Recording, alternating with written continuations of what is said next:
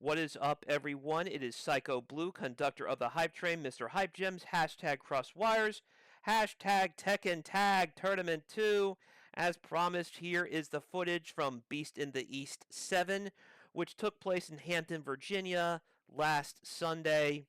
That is our rapidly growing regional event, and at this point, it might be considered a major. We had numbers comparable to ECT, so the only thing stopping from being a major is maybe a little bit more official sponsorships.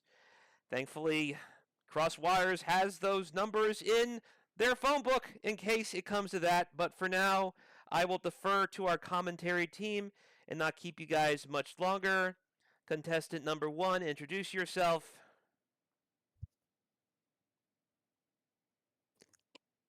Is that me? I'm sorry, but That is either you. way. You spoke first. All right. So I'm NM, then Star123. I'm happy to be here today. Happy to commentate some nice Tekken Tag Tournament 2 gameplay from Beast in the East 7, just happened this past weekend. Contestant number 2, remind the fans who you are. Hello, hello. Greetings and salutations, everyone. You may recognize this voice from other Tekken Tag Tournament 2 commentary that I've done on this channel. It's Winged Region here once again, bringing you some more Tekken Tag 2 from Beast in the East 7 with Ninstar123, and I'm looking forward to seeing some more crazy stuff in this game. This game, arguably some of the wildest stuff that you could see in Tekken in regards to combos, in regards to damage output. So it's always a thrill to watch some high-end Tekken Tag 2 gameplay. Well, I can tell you're also going to see all sorts of characters because the Virginia Beach region, the Hampton Roads area, has plenty of longtime Tekken veterans. So they remember exactly what they did back in the 09er days of yore. So it won't be just beating people never played before. This is going to be rather cutthroat, and you will see exactly why I'm using that terminology as you get towards Mm. the end of this VOD.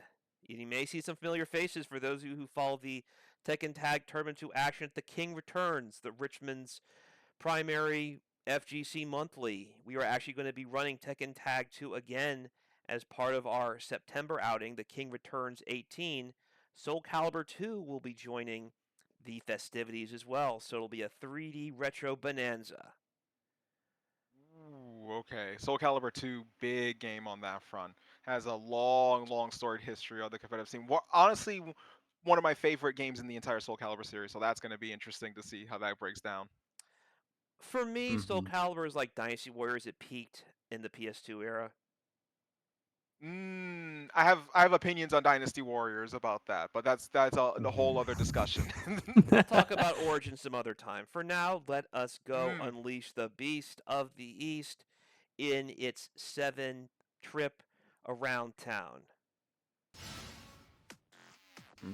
Sounds good. We're going to be getting straight into this action. I haven't seen much of Tekken Tag Tournament 2 myself, but I know it's more of a 2v2 style for Tekken compared to regular Tekken, your 3D one-on-one style. But I'm excited to watch some gameplay for it, especially seeing Heihachi and Devil Jin for this first team. Yeah, seeing Heihachi Devil Jin put together with Leo and Marduk. That's an interesting combination there. Some strong power as we go right for it. And immediately as we talk about the power, Leo with the good shoulder charge there to get a decent, strong first hit on Heihachi. Yeah, no. Oh, Oh, okay. oh, Just wait, doing oh, some no, button some button check. settings. Okay. Yeah, nice button check. Sometimes I could say from using my own fight stick, sometimes I'll plug it in, my inputs would be swapped, and it'll just throw me off. So yeah, you got to get those buttons right. And they're both just They're kind of gonna like, oh, okay. they're gonna poke a bit and then yeah, now they're gonna reset after the button check. All right, here we go. Yeah, now getting into the match here for real. And is that a dinosaur? There is a dinosaur. Yeah, there is a genetically engineered dinosaur in Tekken's lore. There are genetically engineered animals in this game lore here. You got Roger the kangaroo, and then you've got Alex the dinosaur.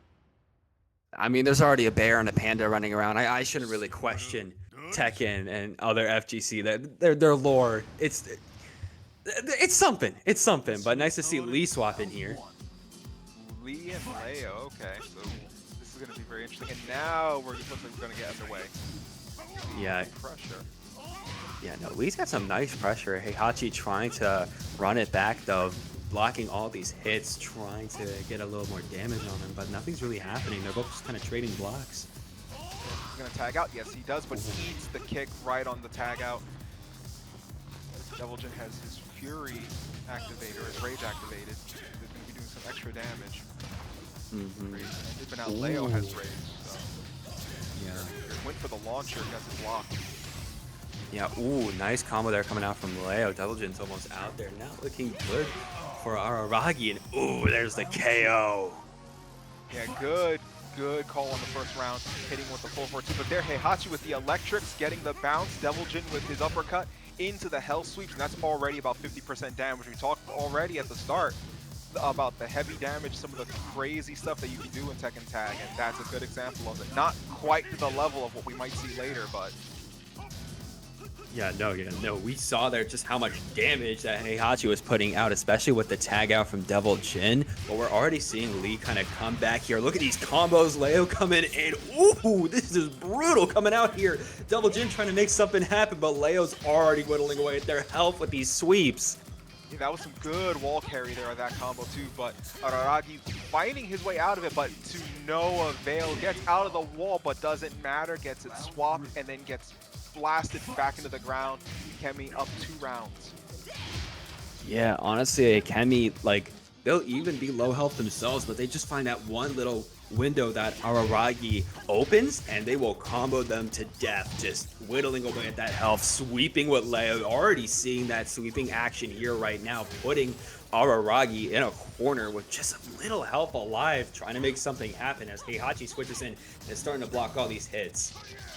And, tried to do the 1-1-2, but then gets thrown for his troubles. He has his back against the wall, literally and figuratively now, as Akemi goes for the quick poke and just takes the round to close out the game. Akemi going up 1-0 against Araragi. Ready for the next battle. Yeah, no. Akemi definitely showed there that their Lee-Leo combo is what they need to win. They're showing how they like to use these characters, and especially adapting against that Heihachi Deviljin play style, making sure they're always watching for the sweeps, because this Heihachi is very, very 1-2 heavy. They're not really doing much with their feet, and that's what they're really watching out for.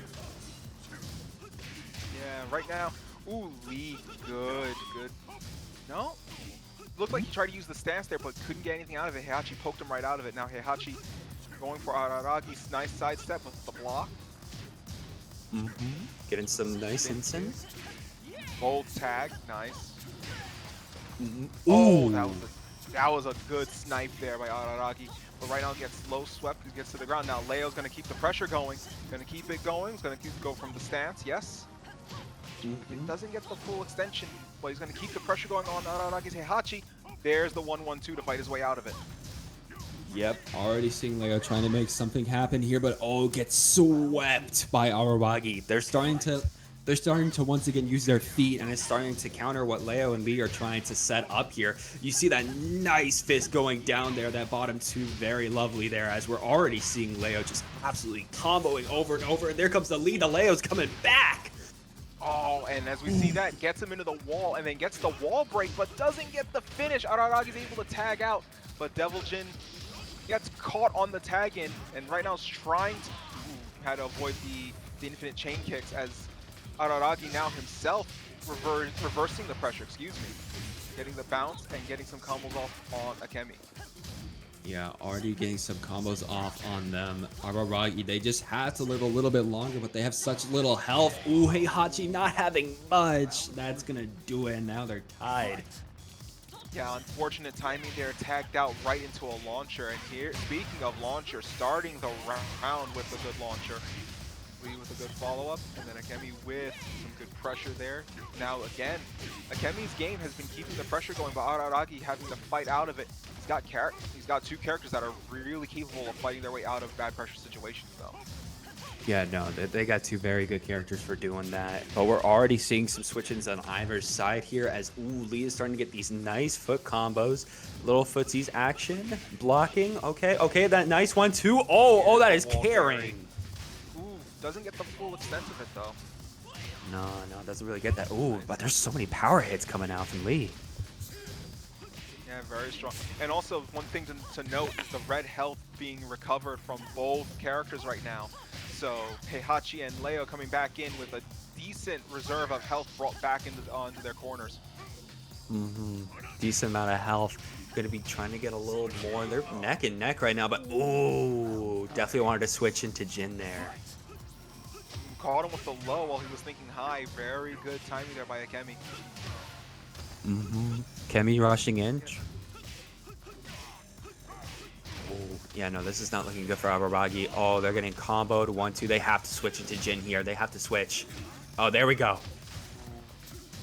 Yeah, not really many options left there. It cost them all Heihachi's red health, but at that moment, it was either switch or lose at that point. And, you know, you're on this game point round, and right now, Akemi swaps out to Leo. Leo now has Rage activated. This is going to be dangerous if he can get anything going with Leo. With the and there it is, just a quick string to close out, and Akemi takes the set 2-0.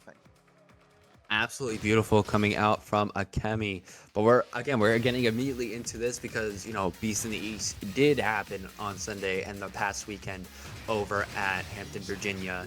I was thinking about going out there, but I just started doing stuff in the FGC. So I'll be doing stuff at the cookout over in Durham, NC. I might do a little something there. It's called the Cookout Arcade. They got like Street Fighter 3, Third Strike, Tekken 8, Street Fighter 6. But it looks like we're already getting into Tekken Jesus versus Dollar Bill G. Yeah, it looks like they're doing a quick little button check here, a little setup of their buttons, and we'll see where they come at here. But, you know, in regards to your event, it's always good to see like a lot of events, you know, starting to have more classic and current fighting games represented. It's always nice to see that. Seeing Tekken Tag 2 here, you know, it's a little strange to think a fighting game released in about 2012 is considered classic or considered retro, but it's, when you think about it, it is 2 console generations away now, so you have this sort of like generational gap in regards to philosophy and design and gameplay between games that were released in that era, like a Soul Calibur 5 or a Tekken Tag 2, versus what we see in like a Soul Calibur 6 or a Tekken 8, or even with Street Fighter, comparing Street Fighter 4 and 5 to Street Fighter 6 is a whole different beast. Yeah, I've just started doing all the whole fighting game thing and just playing Third Strike and 6 in the same day. It's so clear how different those games are, even if they come from the same series. It just feels so radically different, but it still feels radically good, radically Street Fighter. It's just that different design philosophy, different characters, different archetypes, all of that. But it seems we had to do a bit of a switch out there as we're now finally getting into the match. Jinpachi and Yoshimitsu versus Armor King and Heihachi. This is going to be very interesting to see here. Jinpachi, the boss character for Tekken 5, obviously has been nerfed a bit going into Tekken Tag to be just a regularly playable character, but still very dangerous with some of the tools. As you see there, got an electric, and immediately there went half of Dollar Bill's health with his Armor King. Already seeing Jinpachi trying to rush in, a little bit of footsies action here. Already getting some nice damage, switching back and forth. Ooh, the health is dwindling away. But it looks like Heihachi, Dollar Bill G is starting to get a little bit of something, but it's still not enough. They're almost down. They have to switch out here. And just like that, as you called it, they swapped out. Heihachi has so little health here, but had no choice there. Armor King gets swiped, and we see the spins. The spins have always been there for Yoshimitsu. Always been a tool in his arsenal. Mm-hmm. Okay. Yeah. Ooh. Yeah, there we go. Nice. Yeah, nice backhand into the sword swipe and then taking the round. There's the quick electric into the combo, into the wall carry. Gets the hunting hawk, and already half health again. First round had the same start. Second verse same as the first, it seems. But Armor King with the throw into the wall and just about almost wanted to even the score with that one. Oh my goodness, already seeing some action coming out here. Heihachi coming back in, trading hits. Yoshimitsu, Jinpachi, everything coming out from Tekken Jesus to dwindle away at that health, putting Heihachi in a corner. But they're just backing up here, trying to live their life. Gonna get some nice 1-2 hits, and that's gonna be the KO. Nice. You saw Tekken Jesus there using Jinpachi's teleport just a little bit to control the space and control the area, and again with the uppercuts, tried to get something. This time didn't get the full extent of it, couldn't get the double uppercut, couldn't get the full launcher off of it. Couldn't get that much, but ooh, we're already seeing Jinpachi being put in the corner. Tekken Jesus has to find a way out from Dollar Bill G's pressure. Starting to find a bit way in, switching back and forth here as we're already seeing, okay, back and forth. Yeah, nice little sweep there. Caught his momentum. There's the electric as he tagged in, nailed him for it. Right now, oh, use his distance, use the sword to kind of poke from long distance. There's the teleport into the flip kick. And right now, Oliver tags out to Armor King, who has rage. They have rage here, but ooh, there we go. Getting that and gonna be able to take that win. Very nice coming out from Tekken Jesus, just showing that pressure. Always, even with Dollar Bill G getting some nice switch-ins, it just was not enough for them. And it already seems like they're switching off to a whole different team. They might stick with that. They might stick with the Heihachi. Yeah, they are. Yeah. Good call. Heihachi's got some powerful tools in his own right. Lee has some incredible wall pressure, or wall carry rather, as we saw in the previous round, or the previous game. So let's see if this helps here. Oh no. Went for the kicks, and immediately Tekken Jesus takes advantage of the opening and just pours in the damage, and already has to make him sacrifice about half of his health in red just to tag out. Oh my god, the amount of hits that are coming out here. Seeing Jinpachi already getting beat up. Dollar Bill G is starting to make a bit of a run back, but they're just kind of footseeing each other right now, just trying to see what the other does. Getting some nice hits, get a nice switch out. Nice. Oh, there's the knee. Yoshimitsu's had that for ages as well. He tried to push in, but doesn't get it as he just goes. Again, a lot of the stuff we see Yoshimitsu do here is looking very familiar for players who played, Tekken 8. It's still very viable stuff. It's only been made stronger in newer games. Oh, this might kill. No, there it is. Gets the low sweep on the wake up and takes the round in quick fashion. Yeah, taking him out in quick fashion there, but ooh, already some amazing hits coming out from Lee onto Jinpachi. Tekken Jesus in a bit of a corner here. They have to switch out if they want to stay alive. Yoshimitsu has to take on most of the brunt in this round now if they want to take this second win in the set. Yoshimitsu is capable of it. It's got to work a little bit harder, but he's capable of it. But right now, tag up Jinpachi off the wall break, has to tag right back out to preserve his chances, but that causes Yoshimitsu to fall right into a combo. Switch out at the wrong time, but they really didn't have much of a choice. Bringing Jinpachi back in there with that rage, getting some nice damage, but it's so close. They probably don't want to do some damage for a lot more time, and there we go. Jinpachi getting taken out with that little health. And now Dollar Bill G, they have one game up. They could make this reverse sweep if they play their cards right. Already getting some nice 1-2 combos onto Tekken Jesus. They need to bring it home, though. They just need a little bit more, have some footsies action going on here. They just need to find these openings. Right, that's the big thing they got to worry about. Tekken Jesus seems like they've been fishing for launchers, trying to get them popped up more and more. Dollar Bill, oh, they got it, but it was an unfortunately timed trade there. Tekken Jesus tried for the uppercut again. Dollar Bill trying to keep the pressure going. There's the launcher, and this is going to do it right there. Tekken Jesus going up 2-0 and closing out in strong fashion. Absolutely beautiful there. Tekken Jesus showing that even with their back to the wall, especially with that round where Jinpachi was only on 1 HP and they had to use Yoshimitsu for most of the run, they did show just how powerful they were. And oh, it seems like we are immediately switching into this match with Anehalia versus Lunacy. Already seeing Lars and Lily on ultra respective sides. Don't know who the second character on either side is, though. Yeah, it looks like they're doing a little bit of a button test. We saw button settings earlier, so we're probably just testing out, seeing what's what on there. Yeah, that's fair. Just seeing what they have to work with. What's what. I think. Maybe. Maybe. Is this? I don't know. It's already going to a second round. I guess we're going. I guess we are going. Okay. Interesting. You don't really see normally in matches they go from buttons straight to the fight, but here we are.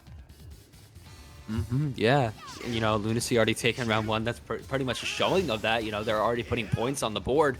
We're seeing a little more action going on here. It's a Dragunov on the side of Lunacy. Yeah, nice. Dragunov always having been a nightmare in his own right, and then Actalia having Lily and Elisa. Okay. Okay, yeah, I know. At least in Tekken 8 right now, Dragunov is an absolute rushdown nightmare, but they're getting a nightmare of their own with this Alyssa here. Yeah, good pressure, keeping them basically smothered through that entire round. And we have with good play, good distance on excuse me, good zoning control with Elisa there. Go into round 3. Both of them trying to poke, trying to find their openings here. Good poking from both sides, I feel. Yeah, no, both sides are doing some nice poking, but of course it's Lunacy that's got a little more. Yeah, very solid. Ooh! Nice, caught them on the tag in, caught the brief moment that they're vulnerable. But right now, Elisa, again, that rage, you have to, yeah, excuse me, got myself caught up here trying to explain it here, but you have to remember how much damage rage adds to these encounters or these interactions. Rage is such a valuable tool in Tekken Tag Tournament 2, especially in regards to combinations that normally wouldn't kill. You know, Rage lends themselves to TOD situations in this game. It just lends to so many of those situations. Already seeing Lunacy going to be able to get that advantage with that Dragunov as they're already rushing down this Lily trying to get some damage. Ooh, oh! Good launcher, but doesn't get the follow-up. Dragunov doesn't hit his bouncer to continue the combo. And right now, trying to create some distance with Lars, goes for the low. Yes, he does. Now Lily here, Anahalia going for the low, trying to poke. Both players keeping distance. And there's the opening that Lunacy was looking for. And with that, closing out the round. Yeah, closing out the round there as we're going to be seeing Lunacy getting that point, showing that large Dragunov combo, definitely showing how powerful it is to be able to combo with each other. That switching we saw in that last round, just continuing that combo from Lars to Dragunov was just really powerful there. Pretty much left Anahalia just no room for breathing as we're already seeing a bit of a similar situation starting to unfold. Yeah, immediately finds the opening, gets a good combo going with Dragunov. Anahalia might have to consider tagging out soon if they get a good opening. Nice from the back turn position. And there's the tag, but tag into an opening there, got poked a bit for it, but right now Elisa still gets the rage, gets going. 3 exchanges, and Dragunov's health is already down to 1 hit from dying. The unblockable rockets? Not again. Okay. Okay. Wow. Anahalia playing with fate there and gambling and cashing out at least once on that exchange to help close out the round. Yeah, it definitely helped them out, especially with those rockets you mentioned earlier and how powerful they were. But it's looking like an inverse this time as Anahalia is just left in a corner. They have to switch out to Alyssa here, pretty much use them for a good amount of the match. There is a lot of recoverable health, though, that Lily has here as they're already twiddling away on Lars, just kind of trading punches here, trying to go for a 1-2 or trying to get some kicks in, trying to see what they can do. It's just, it's not enough right now as Lars has an impenetrable defense here. As you said that, the defense got broken through, but Lunacy perfectly timing the tag out to get Dragunov back in at full health. Lars 1 hit away. He doesn't have red health to recover, so tagging Lars back in would be a liability. Anahalia, though, doesn't matter. At a pixel of health, unable to tag out, and Lunacy closes out that round with their Dragunov. Yeah, you saw what Lunacy tried to do there. They tried to get Lars to take most of the hits, do most of the hits, and then, when they were at low health, it's like, okay, bring in the big guns, bring in the Dragunov, bring in that damage. Right. Yeah, no, it was just really good showing from them as, don't know what's happening on the stream here. Okay, that's not just me then. Okay, I was worried for a second. No. Okay. No. That's for both of us. I can load up the Twitch. Okay, on Twitch it's still going. We can commentate on Twitch as it seems that Anahalia has gotten the leg up here. Yeah, and right now, okay, we're going to be on a bit of a delay because Twitch is going to be like True, yeah. ahead of us. This is going to be a little rough commentating, but I guess we could do it like more retroactively as it goes on. But we see here, Bit of trades. Ooh. Okay. Anahalia with some good focus, some good strength. That's been Anahalia's strength in this fight so far. Strings and Elisa especially being able to get the most damage out of Rage. You saw earlier with the Dragunov, 2 interactions, Dragunov was at 5% health left, so. Already seeing some hits coming out. Okay, Lars coming in for some nice damage. Has to take a little bit more, trying to get anything off of Alyssa they can, but Alyssa is keeping up defense. Not enough, though, as just one more good sweep can take out Alyssa, especially if they don't switch out. And just like that, taking the round, closing it out. And right now we are tied 2 rounds apiece. Going into final round, Lunacy wins this. That is match point. Yeah, just trying to take as much damage off of Anahalia as possible. Lars going back and forth here, getting some nice damage. Dragunov trying to get a bit of an assist. Doesn't really find it though here, as we're already seeing Alyssa trying to put on some more damage. But again, Lars, they could easily just switch in. Lunacy could just easily switch into Dragunov at any given point if Lars gets low enough. Yeah, and right now, okay, Lunacy goes for the low sweep, gets some good pressure going. One of the things you always have to be aware of with Lars is those stances, and when you can pop those launchers pretty much from anywhere. Right now, Lunacy has to tag out. Yeah, there's the tag out to Dragunov. Yeah, tag out right there. There we go. Nice KO coming out from Lunacy there, as they're going to be able to win and move on to the next set. Very nicely done there. Dragunov and Lars working pretty well together there. Some speed and power from both of them, but the problem is when you have speed and power, when both characters are pretty powerful, it's really just power and power by that point.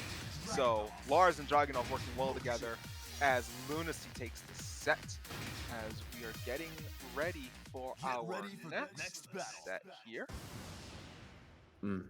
Getting ready for the next set. Just gotta wait a little bit, but here we go. It seems that we got Tekken Jesus versus Lunacy. We've seen what both of these players have come out with, and now they're fighting against each other. Probably just gonna do a little bit of a controller setup though, as you mentioned beforehand. Make sure all these buttons are right, what they want. Nothing's weird, nothing's wrong.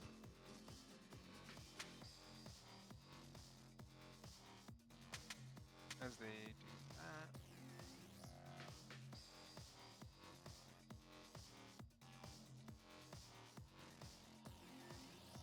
But yeah, as you mentioned, we've seen both of these players before. We just saw Lunacy Tekken Jesus with the Jinpachi and the Yoshimitsu, using very good spatial awareness, very good knowledge on how to move in and out of certain positions. Tekken Jesus particularly, I feel, has made it their game to go for the launcher, space out and then go for a launcher, or go for Jinpachi flow, step in, sweep.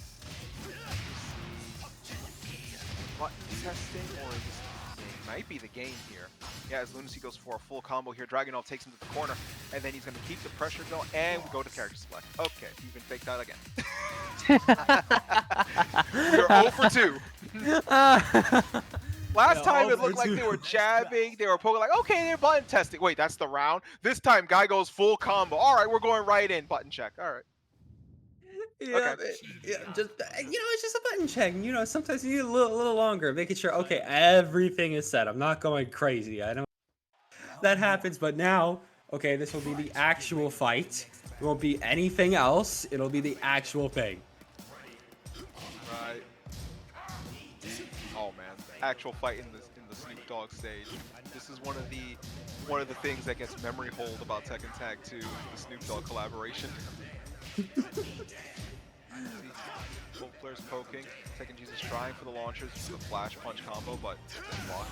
Lunacy using the stances to also create their own spaces here. Lars has plenty of mobility here. Keeping the pressure going, trying to get the kill, but tags out just in time.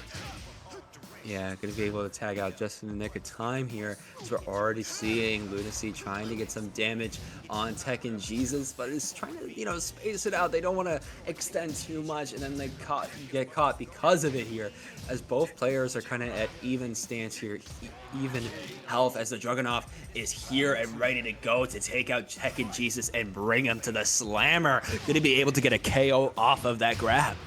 Nice rolling knee bar into the finish with a 1 round. And Tekken Jesus, the thing he loves to do, he loves fishing for that uppercut toward the start of the round, and immediately, if he gets it, that's 50% of your health gone. Mm-hmm. Yeah, that's 50% of your health gone if you're caught in that. As ooh, Lunacy has gotten some nice combos onto Tekken Jesus here. Again, Yoshimitsu has to help that health. Yeah, try to get the combos there on the catch, but doesn't get the full follow-up. But right now, good pickup there by Tekken Jesus. Actually gets a good launch with the spin kicks, kick into the wall, forcing a tag situation, but tag into a classic Yoshimitsu throw, and Tekken Jesus ties up the game, ties up the round. Yeah, now they're both one apiece, pretty much a best of 3 situation for the game instead of best of 5 now here, as we're seeing both of these players just trading with each other. But we definitely have more of an advantage for Tekken Jesus, as they've already brought out Lunacy's Dragunov, as they're already starting to take more damage, looking very good for Tekken Jesus here. Yeah, right. Oh, Dragunov with that tackle into the STF there, grabbing the leg, wrenching the neck back, and then pulling. But that's not going to be enough, as Tekken Jesus pops up, gets the launcher, and gets the quick combo to close out the round. Yeah, absolutely beautiful there, as we're already seeing Lunacy getting some nice damage here. Gonna try to tie it up with Tekken Jesus. They definitely want that 5th game to be able to secure a win for themselves here in this first one. But we're seeing Tekken Jesus absolutely juggling them. Yeah, that launcher, the launcher he loves going for, the electric for Jinpachi, getting some good damage, forcing Lunacy to tag out his Lars at the sacrifice of all that red health. But if he stayed in there, there's no telling if Lars would have been able to survive another hit. Most likely not. As Lunacy trying to fight back with the Dragunov. Dragunov very able to do that, going for the tackle, going into the choke ones again. Ooh, tried the low sweep to get Jinpachi before the tag out, but Yoshimitsu comes in to kind of save the day here. Yep, trying to save the day, able to get some nice damage on this Dragunov, as they still have so much of their health. They just have to keep this Yoshimitsu out and attacking here. Both of these players in a neutral state, trading punches, these sweeps coming out, the 1-2 combo coming out from Lunacy in return, but they're on so little, and that's going to be the KO and the win for Tekken Jesus. Rushed right in, got caught with the knee, and that launched them off for that last combo. Good call by Tekken Jesus. Good catch on the knee to finish out the round. And again, starting the round as they've always begun, with the electric to get 50% right off the gate. Yeah, Tekken Jesus is abusing that electric to make sure that they're able to whittle away. And oh my goodness, Lunacy wasn't even able to switch out the Dragunov there. They couldn't get their smoking gun out. They had to stay and get beat up as Lars. They definitely need to figure out a game plan against Tekken Jesus before they're out. Yeah, and right now, you see Tekken Jesus going up around. Lunacy here trying to use the stances to try to get some sort of mix-up going, but Tekken Jesus, good blocks there. Blocking high, blocking low. Good string there, and forces the tag out to Yoshimitsu. Forcing that, Yoshimitsu gets some nice sweeps in. They might try to juggle Lars in a combo if they're able to set up nice, get some nice hits in, starting to get some nice damage, and there we go. There's the juggle, and there's the combo finishing them off. Tekken Jesus up 2-0. They can take the set right here if Lunacy is not going to be able to hit anything, but Lunacy definitely has to think about switching it a little bit earlier now. Could be able to bring back that Dragunov, get some nice forward damage. That's going to be a risky switch here because of all the red health Lars had. It's hard to say if there was a better opportunity for that, but we'll see what Dragunov can do. Right now, it's doing some strong work here, but Yoshimitsu gets the grab, starts turning it around. Dragunov coming in, Lunacy trying to make something happen against Tekken Jesus, both in a neutral state right now, but Tekken Jesus getting some nice sweeps in, starting to get some nice combos. This could be it. This could be it, but no, Lars is coming in for the win. They're going to try to make something happen here, but there's still so much they got to deal with, and that is going to be cut off for Lunacy here, as Tekken Jesus is going to take it. It's a good little scramble there by Lunacy, a good little tag out to try to win something back there, but unfortunately not enough, as Tekken Jesus closes it out as we go into our next game, Akemi versus Discount Hero. This is going to be, we've seen Akemi before, Discount Hero with a Steve and an Elisa, looks like. Yeah, they might be locking into Steve and Elisa, so yeah, that could be exciting. Meanwhile, we got a normal Jin for a different spin on Jin here, and of course the Leo coming out from Akemi if they lock into that. Right. One of the things that I've spoken about before with Tekken Tag Tournament 2 is this sort of roster, the way this is laid out, this sort of, you know, group of characters in Tekken is something that we may never see again, particularly through the sheer amount of characters in Tekken Tag Tournament 2. Like even Tekken 7 ended closer to 50. This game approaches 60 characters on its own. Just an amazing roster in Tekken Tag Tournament 2. You're guaranteed to find at least somebody you're gonna like, but it also comes with the cost of needing to learn 2 characters at minimum to make a team. Yeah, and of course there's other games that do play on that a little more. Very popular teams of free games like Ultimate Marvel vs. Capcom 3 and Dragon Ball Fighters. You got to learn at least 3 characters. It's what you always got to think about in these tag team sort of games. But it does create a nice, interesting mix-up because tag team tournament for Tekken definitely feels a little different from normal Tekken and how you play and how you manage your health and everything like that.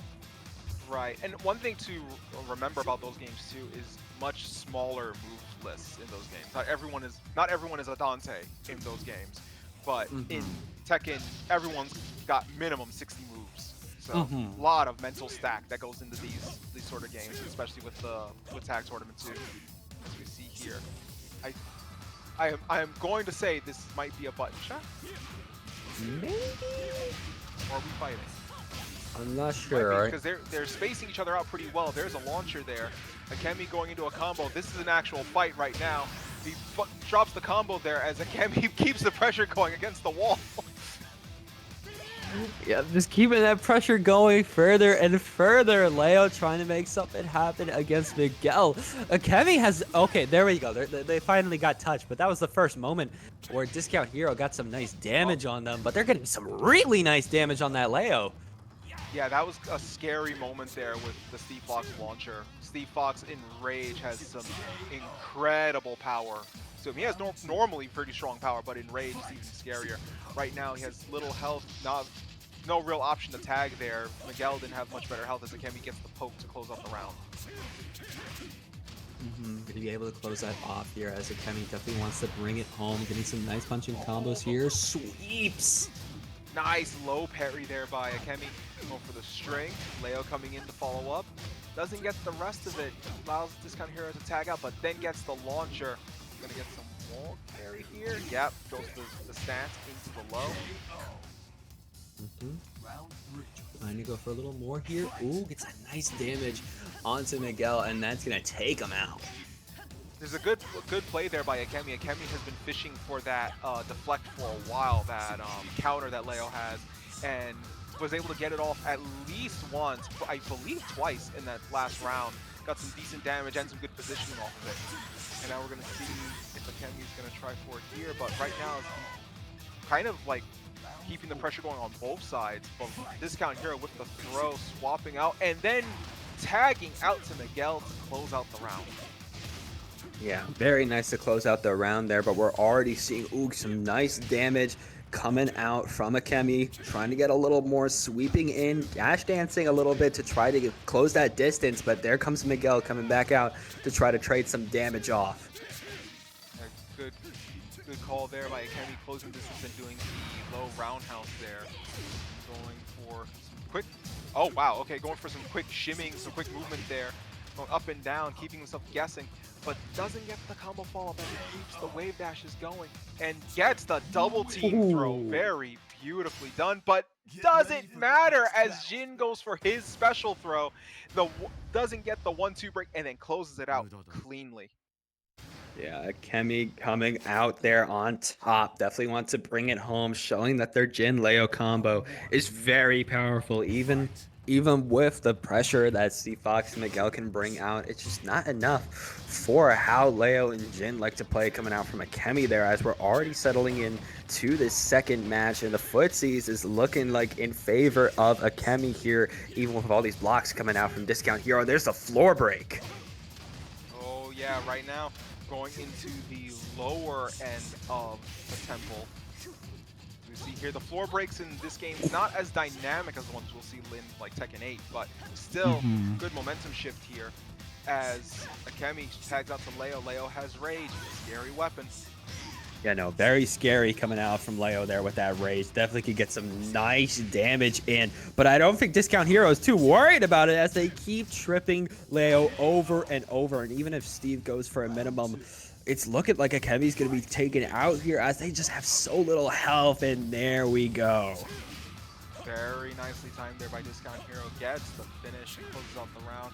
As we see here, nice movement by Akemi. Oh, try to get the delay there, but doesn't get Discount Hero to bite. Got him to bite on that one. Doing little by little some extra pokes here and there for damage. Just death by 1,000 cuts seems to be strategy here.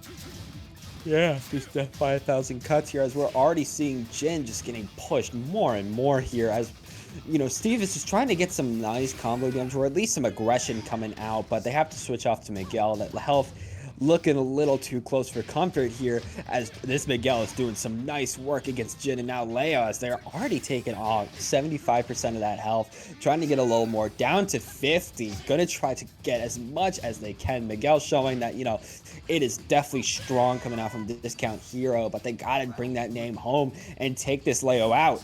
And right there, Miguel going for the low sweep, and then right there at the end, Leo tried to push in, Akemi tried to push it, and then gets the mid to close out the round. Yeah, going to be able to close out the round there. Very beautiful stuff as they're definitely going to try to do a little more. Jin going with a little bit of a sweep, some nice low kicks coming out there. Just a little more if they want to. Some nice punches coming in. Again, more of a neutral footsie state right now here, but we're getting some nice damage now coming out from Akemi having to bring out the Miguel. Yeah, good tag there, but eats the low sweep immediately. Miguel has Rage, but looks like he's not going to be able to make the most of it. As it looks like we've got our live feedback. Oh! We have been teleported back to the future about 5 seconds ahead into the future as we see Akemi take the round here.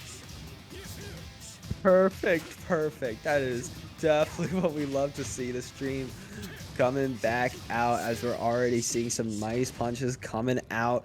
We're seeing, you know, that little bit of a dash dance coming out from Discount Hero to try to just wait around what Akemi trying to do as they're rushing in, both players rushing into each other, but not finding the damage. But Akemi is going to be able to close out Discount Hero there as we're going into a game 5. Yeah, right now Akemi with their Jin pushing forward, trying to keep the pressure going. It's really interesting to see someone out pressure a Steve Fox. But oh wow! The sway back as Akemi went for the jumping kick, causing them to swap sides. A very interesting, very rare interaction. You don't see that happen almost at all in these sort of situations. Yeah, no, you definitely don't see that much as we're seeing so much damage coming out. Ooh, some nice punches in. Leo coming in, trying to close it out just a little more if they want to get some nice damage off of Discount Hero, as they definitely have the leg up. But ooh, Leo is trying to get a leg up on them to get Miguel down to just 25% there. Just a little more. This block game's on point, and there we go. A nice grab. He's going to leave him at 1. Oh, nice low slide there by Akemi. Pushing in. And for another low sweep there, both of them keeping distance. Nice duck. Oh, nice. And both players here. There's the stun they were looking for.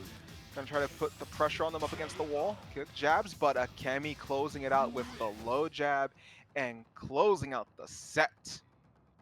Absolutely beautiful. Yes. It's good to be back live and in the present. It's good to be back. We were stuck on a 5-second time delay for a little bit there, but we're back at it. We have our footage as it's being beamed to us. So good to be back to be able to call these as it happens.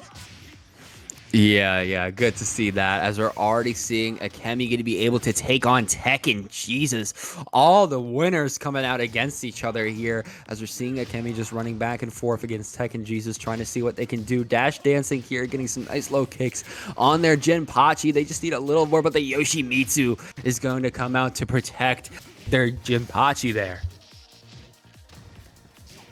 And right there, good strings there. Yoshimitsu with the knee Gets the launcher, is going to keep the pressure going up against the wall, but doesn't get much of a follow-up there as Akemi tags out. But Leo eats the throw as they come in. Ducks underneath the spins, gets a launcher, and just like that on the while rising gets the finish. Yeah, could be able to get that finish there as we're already going into Jin just getting absolutely beat to a pummel by Jinpachi. Tekken Jesus showing why they're Tekken Jesus right now as Akemi. They're just trying to do as much damage as possible, just a little more before they... There we go, swapping in that Leo is now going in for some more damage, but it looks like damage is being put on them as Yoshimitsu is trying to preserve as much health as possible here. Oh, but Jinpachi... Rough timing on the tag there, tagged right into a launcher. But doesn't matter, Jinpachi's able to get out, Yoshimitsu's able to come back in, launches Leo, and then gets a bit of a combo off, sacrificing Jinpachi's red health. It's a risky play there, but we'll see if it pays off here. Yoshimitsu staying in the fray. Good low sweep there by Akemi. Tag out. Double low sweep there by Tekken Jesus. Good strings. Another low sweep there. Yeah, nice low sweeps. There we go. There's another low by Akemi to take the round. Yeah, another nice low there as Akemi is just going for a little more. They definitely just need one more win to take this first set. But Tekken Jesus is showing that they want this run back and they want that point. Dwindling away Jin's health as much as possible with their pressure here. Trying to get some nice 1-2. So close, and there we go. Not even allowing for a tag to come in. Yeah, just completely smothering them with the pressure, keeping the strings going, keeping them up against the wall. Tekken Jesus, he can't keep getting away with that at the start of a round. Every round, he starts off with the launcher. He gets about 50% of their health every time. Good timing by Tekken Jesus. If they're not blocking it, why stop doing it, right? Yeah. Simply put, if they're not blocking it, just why stop doing it? You just got to keep it going. Just more and more and more. If they're not stopping it, you just keep going. Right, but at the end of the day, didn't matter in the long run. Akemi was able to fight back from underneath and closes out the round with some strong pokes, able to finish off the round, and Akemi goes up in this set 1 game to nothing. 1 game to nothing here. He can't keep getting away with this. Every time with the launcher, Jinpachi with the electric, catching him every time, and there it is again. Tekken Jesus picking his spots to bring the thunder and bring the pain. Oh, but Akemi with the nice tag just in time. Those nice tags in. Even with Jin's 1 HP, Leo is just going to put in the work against this Yoshimitsu. The Mishimas are out of play here as this Samurai is going all in. But Leo is trying to make a bit of a comeback, trying to go for a little more. A nice hop kick there. Going to get a decent combo going, but Jinpachi is able to tag in. Jin is probably not able to tag in this situation, but there it is. Tried to tag out, but both characters caught in the combo, and Jinpachi's low health wound up costing the round. Jinpachi's health ran to 0, even though Yoshimitsu was the legal tag participant. Jinpachi's health ran to 0, and that closes out the round for Akemi. Yep, closing it out for them there as we're just getting, oh my god, Akemi is just being juggled right now. They just can't breathe. Trying to come back in with this Leo, they have to twiddle away at both Jinpachi and Yoshimitsu's health. It's just so much pressure. Yeah, right now, Tekken Jesus trying to keep the pressure. Oh, use the spin, but a little early there. Akemi waited a split second, got the launcher, but still doesn't matter as Tekken Jesus keeps the pressure going and closes out the round. Absolutely beautiful. Oh. How does Tekken Jesus keep doing this? Every time you think about doing something, he's like, but what if I launched you? But right now, Akemi answering back with his own launch, getting a good combo off on Yoshimitsu. He's doing the 10 hit. He finishes it with the 10 hit string on round 2 or round 3. Going into set point, and Tekken Jesus opens up with a throw. Yep, already opening with a throw there into some electric move to take Jin to at least halfway health there as they're just trying to rush in. Akemi just needs one more good win to be able to take it home. But of course, Tekken Jesus is not going to be lying down dying here. They're going to try to get some moves and they're trying to get some combos. Yoshimitsu coming in to try to save the day against this Jin, going to be able to throw them. They definitely have to switch into Leo sometime soon. There we go. Nice tag in to be able to preserve as much health on Jin as possible. Yeah, good throw there by Tekken Jesus, but forcing Akemi to make the tag. Nice, goes for the spinning low sweep, that unblockable. Going for a tag combo here. Are they going to get anything off of the wall? Not really, but they do get the pressure. As Tekken Jesus tries to keep it going, but Akemi creates some space to be able to tag out. Has Jin now in rage. Is that going to mean too much? It might not, and yeah, no, it is not going to, as Jin's going to be taking out both players on 2-2 right now. It's going to be a winner takes all for this last game. Akemi now blocking the launcher attempt at round start, but Tekken Jesus just kept drilling for, just kept fishing for the launcher, and eventually it worked. If it didn't work the first, second, third time, maybe the fourth, and it turns out that's the case. Yeah, that's going to be the case as we're seeing it go further and further there. Yoshimitsu trying to get some damage onto that Leo. Going to be able to get some nice little bit here as they're just kicking and punching and everything that they can dream of they are doing here. Jinpachi coming in to be able to close it out and tie this set 1-1. Yeah, really good stuff there by Tekken Jesus. Good time to, or good timing rather, to pick his spots. He found some good openings there. Again, Tekken Jesus just every start of the round was just another launcher, another Mishima launcher. As we see here, he's gonna do. What did I say? Oh, yeah, no, exactly. Tekken Jesus just keeps doing it. He can't keep getting away with this. As Akemi's just trying to fight back there. Nice, using that lunging backhand for a stun, but Akemi's able to tag out in time, but Leo's stuck in a corner. This might be bad. Might be bad for them here as we're already seeing, Leo just trying to run it back and forth, just trying to see what Yoshimitsu's going to try to do. Going to be able to just, take a hit. They're going to try to take a little more. Ooh, nice damage coming out here. Oh, this game. Yeah, Tekken Jesus with good spacing there, but Akemi just followed through with their combo, was able to catch the Yoshimitsu even from the spin. Good tag there by Akemi. Jin is in rage, but it's not going to matter. There we go. I was just about to say, it's not going to matter if Akemi can't get anything off of it, but immediately Demon's Paw into the wall and then uses that to close out the round. Nice closing out there as we're already seeing, Jin just putting a little damage onto Tekken Jesus with these blocks, but it's starting to be a little more. But yeah, that sidestep was brutal there. And oh, here we go.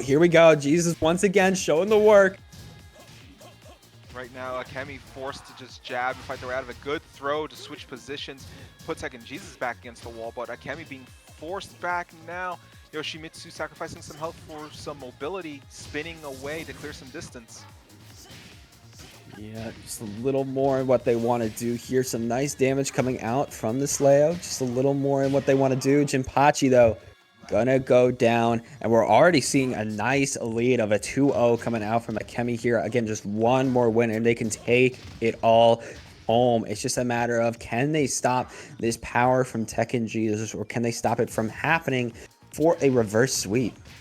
Yeah, it looks like we've been seeing a lot of adjustments here from Akemi. We've been seeing a lot of good blocking, a lot more awareness that Tekken Jesus is fishing for, especially with Jinpachi fishing for the electric. But here Yoshimitsu with the rage, is he going to be able to tag? Yes, he does. Akemi tags out to Leo. This is the only thing he could really do in this situation. Nice throw break. Absolutely beautiful throw break there. Just going to try to do a little more.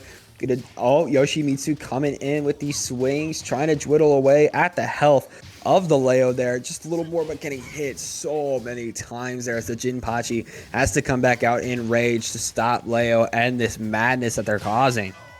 Ooh, and just like that, Tekken Jesus goes for the low high, and the low connects, the high follows through, and Tekken Jesus now takes a round. Akemi still at set point. Going to be able to take that game, but again, that Leo definitely is not going to stop without trying. Just getting so much damage here, getting some nice kick combos, just a little more. Nice one too. Yoshimitsu is going to be thrown across the stage here as the pressure is just not stopping here. Ooh, and just like that, a little bit of reversal of fortunes. Akemi with the tag. Jin walks right into a throw. As now Akemi trying to fight back. Tekken going to tag. Yes, it does, but a little bit of a rough time. But Jinpachi has rage. Oh, but can't get anything as the Savage Sword connects and Akemi closes out the set 2-1. Closing that set out. Akemi showing that they're the ones truly on top against Tekken. Jesus, they tried, but it just wasn't enough. Meanwhile, we're moving on to a match from Psycho Blue versus Zegas. And ooh, the Ogre. Yeah, Psycho Blue we've seen before with the True Ogre Unknown, the boss team of Tekken Tag 2, whereas Exagus, I believe it's Exagus, using Jin and Lars. So we're seeing boss team versus hero team in this fight. Yeah, pretty much good versus evil coming out here as Jin definitely wants to take out Unknown, trying to do the best they can. Here's some nice hits. Ooh, bringing them to the floor. Oh, nice low sweep there. The low sweep. Psycho Blue has some distance here. Ooh, not going to make anything out of it. Nice sidestep there. There's the Tooth Fairy.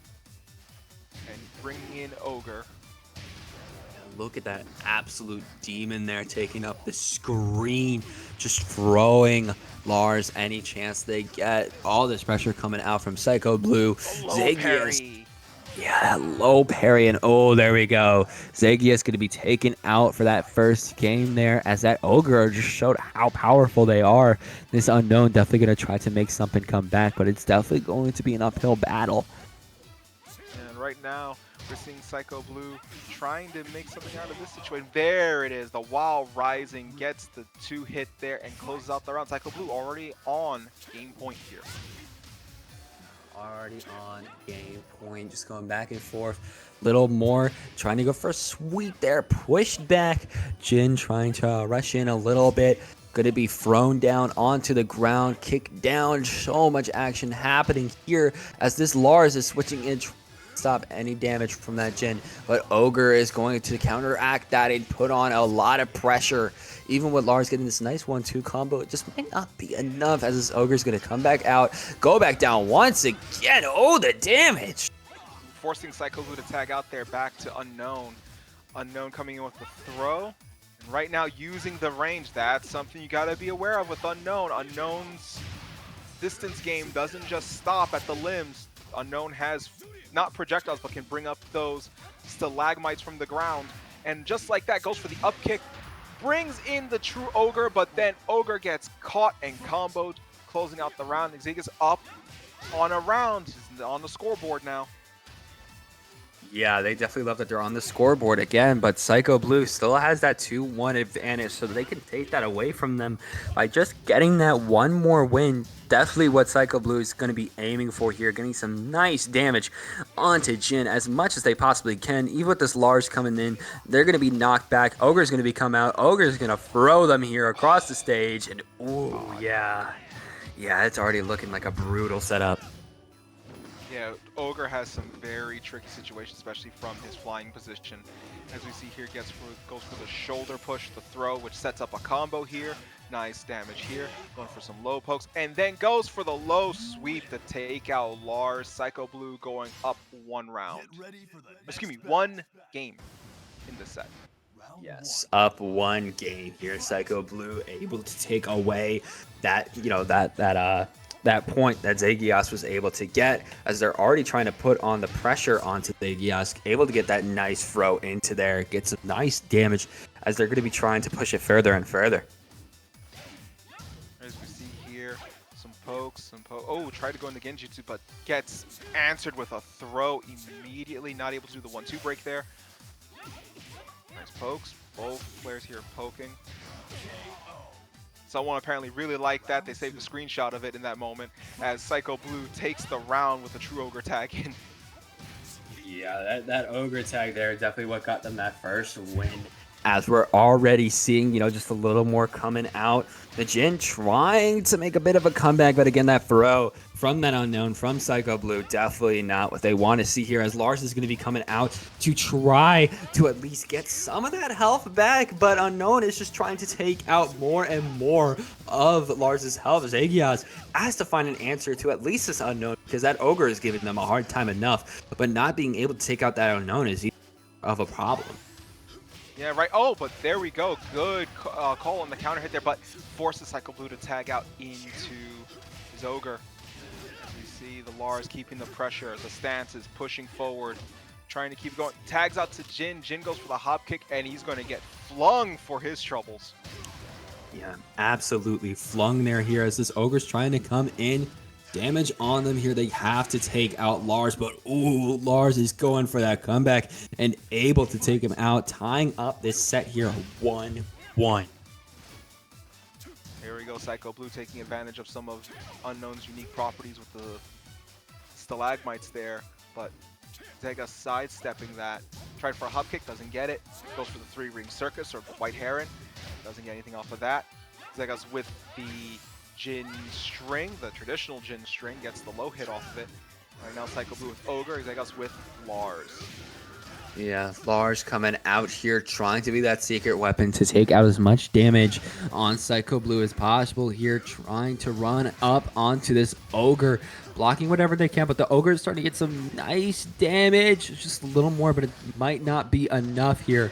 Lars in a bit of a corner is going to be taken out, and this could be game for Psycho Blue if they're able to get that one more win. But I imagine with that 1 point, Zagias definitely does not want to happen what happened last game to happen again. Yeah, we saw Psycho Blue there with some good calls on the wake-up game here, and we're going to see Psycho Blue now with a throw create some distance to Zagias as he's pushing forward, goes for the white heron, fakes out, does the throw again. He's going to push in. Nice, backs away at the wake-up kick, and there's the bounce that Zagias was looking for, but Psycho Blue tags out to his rage-filled Ogre. Yeah, the rage-filled Ogre is going to be coming in. Yeah. Whew. Good call there by Psycho Blue. As soon as that throw lands, that's a guaranteed follow-up there, and with the rage built up on True Ogre, that was a strong play there. And just like that, Psycho Blue takes the set to 2 games to 0. Yeah, able to take it 2-0 there. Absolutely beautiful coming out from Psycho Blue. As we're already going to be seeing more gameplay against Son Gohan X, or Son Gohan, some nice Dragon Ball action there. As we're seeing a Wang and a Fang coming out from them. Yeah, this is going to be an interesting one. We've seen in previous tournaments, we've seen Son Gohan X with their Wang Jinrei and their Feng Wei. Psycho Blue, of course, the proprietor of this fine stream, with their Unknown True Ogre Boss Team. So this is Boss Team versus Chinese martial arts. And we're going to see here as Wang Jinrei tries the lunge punch, but Unknown answers back with some stalagmites. And just like that, sends them flying with that punch. Yeah, beautiful setup into there, trying to go for a little more, seeing what they can do, beating them up as much as possible here, but we're seeing Fang coming in for a one-back Ogre, putting them on the ground though and flaming them alive. Nice, throwing them, getting some good damage there. One gets tagged in, but immediately eats a flying Ogre to the face as Ogre nice trade there. Wang Jinrei gets full distance for a shoulder charge. Both players try to open each other up, and at the end, it's Psycho Blue popping them open like a can opener, breaking their guard, and taking round 1. Yeah, really beautiful coming out there to be able to take that game 1. As we see, Fang, they're trying to save the life of Wang here. They're just trying to take as much damage from Unknown as possible. Definitely have that advantage, but Ogre is going to be coming in to try to take this Fang down. Fang, pretty nice character when it comes to that rush down, especially nowadays right now in TA. It's very nice option. We have seen top players do a little bit of Fang as it's showing it can have a nice cold shoulder into here, but this Ogre is proving that it's just not enough, and it can take all the damage that this Fang can spit out and dish a lot more in return. As we see here, both of them having the tag right out. Unknown stepping in, Wang Jinrei stepping in. Good block there by Sun Gohan X, blocking the Stalagmite as it was coming in. There's another throw by Psycho Blue. The throws have been paying dividends for Psycho Blue as they go for the low into the waterfall kicks. Wang Jinrei going for the low themselves. And then another throw to close out the round. Psycho Blue up 2 rounds to nothing on game point. Yep, up 2 rounds on nothing. Psycho Blue showing just how strong that they are. Definitely want to keep it going further and further. Getting so many hits in. The Ogre coming back out, trying to take out this Wang, leaving them in a bad spot. Getting some nice combos into here, some nice punches in, just a little more. But Fang is going to be able to come out just in the nick of time to stop any early losers. It looked like an unfortunate maybe press or unfortunate timing there. Wang Jinrei was caught in a bad spot, but Feng Wei coming in with the pressure, the shoulder charges, another shoulder charge into the wall, and then getting the throw, getting some good damage there, gets the OTG. Now Psycho Blue's fighting from underneath and unable to get the job done there as Gohan gets on the board. Feng Wei with some quick jabs to close it out. Yeah, they got some nice jabs in, able to get some nice damage. Already seeing this one going a little more further and further, trying to get this damage in. Unknown is just being pushed again and again. The Ogre has to come out to save the day here against this Wong, trying to go a little more and more. Fang coming in. They're getting combo too. Ogre's keeping up this pressure. Absolutely brutal here. Fang might be taken out, and there we go. Psycho Blue able to take that win and take that first game. Psycho Blue making good use of Ogre's, that flying axe handle that Ogre has, making good use of closing distance with it and getting some hefty damage with it. Really smartly played by Psycho Blue. Good job on basically calling the distance, figuring out the distance, and going through that last round and closing it out with some good spacing and some good timing. Yeah, we're already seeing a character switch up coming out from Gohan, switching from that, I think this, yeah, they switched their Fang for a Lars. We've definitely seen a lot of Lars this, so, there's no real surprises coming out from this. Yeah, Lars always has been a dangerous character in the right hands, especially in Tekken 6 and Tekken Tag 2 days. Lars with the speed, the momentum, the stances, the wacky style that he brings with him, with that Tekken 4 style martial arts that he brings into Tekken. It's a very interesting thing to see play out in the hands of a strong, experienced player. As we see here, Wang Jinrei gets the launcher on Psycho Blue, and as we see a little bit of that stylistic flourish that Lars brings to Tekken since his debut. Already seeing the Unknown on a bit of a low point there, as Wong is now getting juggled by this Ogre. Ogre trying to, deal on this damage. Looking at this Lars now, looking like a nice snack as they're running in, flying in. Not enough, though, to get the damage they want, but they definitely trying to try again. Keep going with these punches, these kicks, and just trying to dive in. Nice grab there, not too much of a big one as they're just trying to keep that damage up.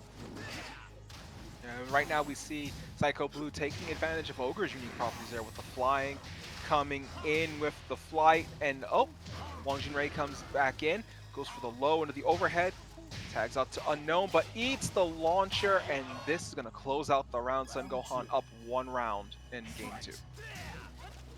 Yeah, already up 1 round there, as we're already seeing some fights happen. Lars already rushing in, trying to take out, there we go, getting some, absolutely brutal damage onto Psycho Blue here, as it's still full health for this Gohan. Lars might have been the answer they were looking for, as it's already getting some nice damage, bringing out that Ogre, and already taking that Ogre to town.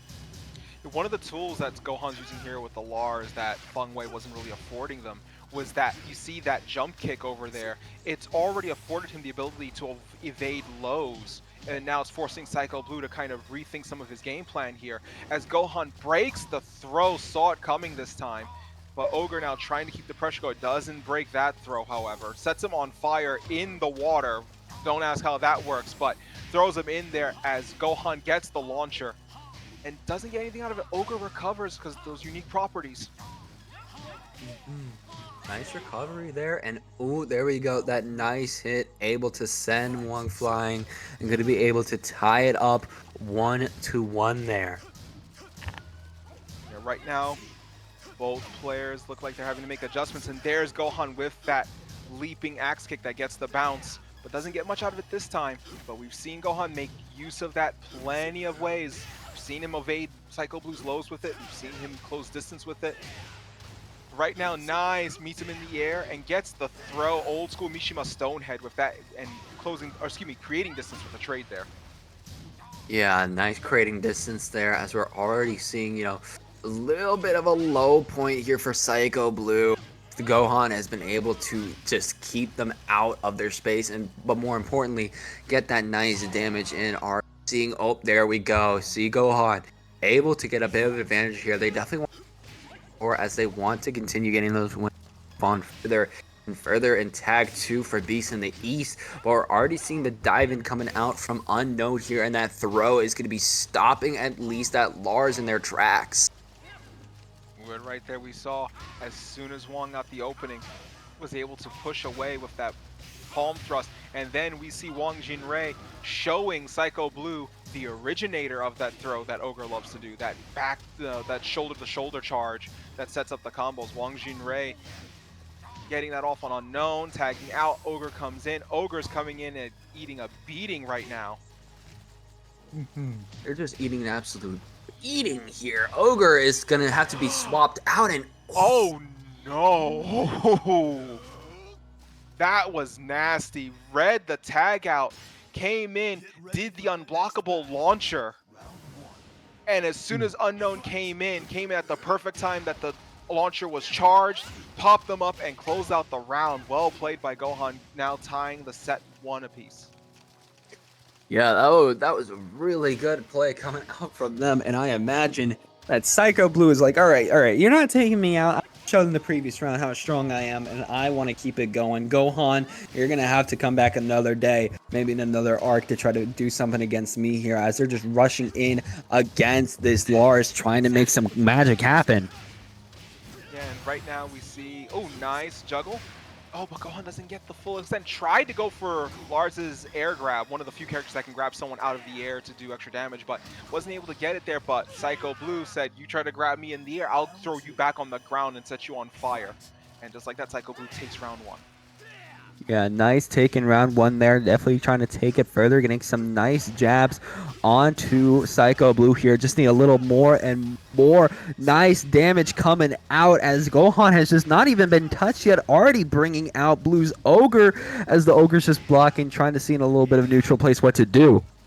And this is the scary position because Ogre has Rage, and Ogre is already fairly powerful, as we see here, gets the axe handle smash there. Look at that, both characters are already below 50%. Lars recovering his health while he's been tagged out.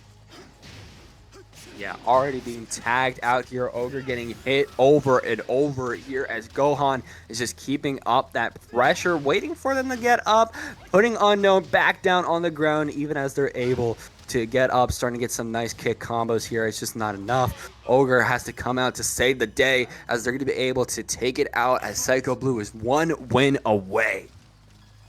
Right there, good call there by Psycho Blue, having Ogre with the Hell Sweep, taking it out, finishing the round. As right now, ooh, Unknown with the backflip cartwheel kick.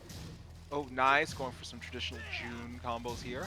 Unknown sharing a good chunk of their moveset with Tekken Tag Tournament 2 era June, with some of these moves translating more to Tekken 8 June, as we see these stalagmites coming up from the ground, reminiscent of the pillars that we see in Tekken 8 with the Kazama power, as we see both players have to tag out now. Yeah, both players are just rushing in on each other here.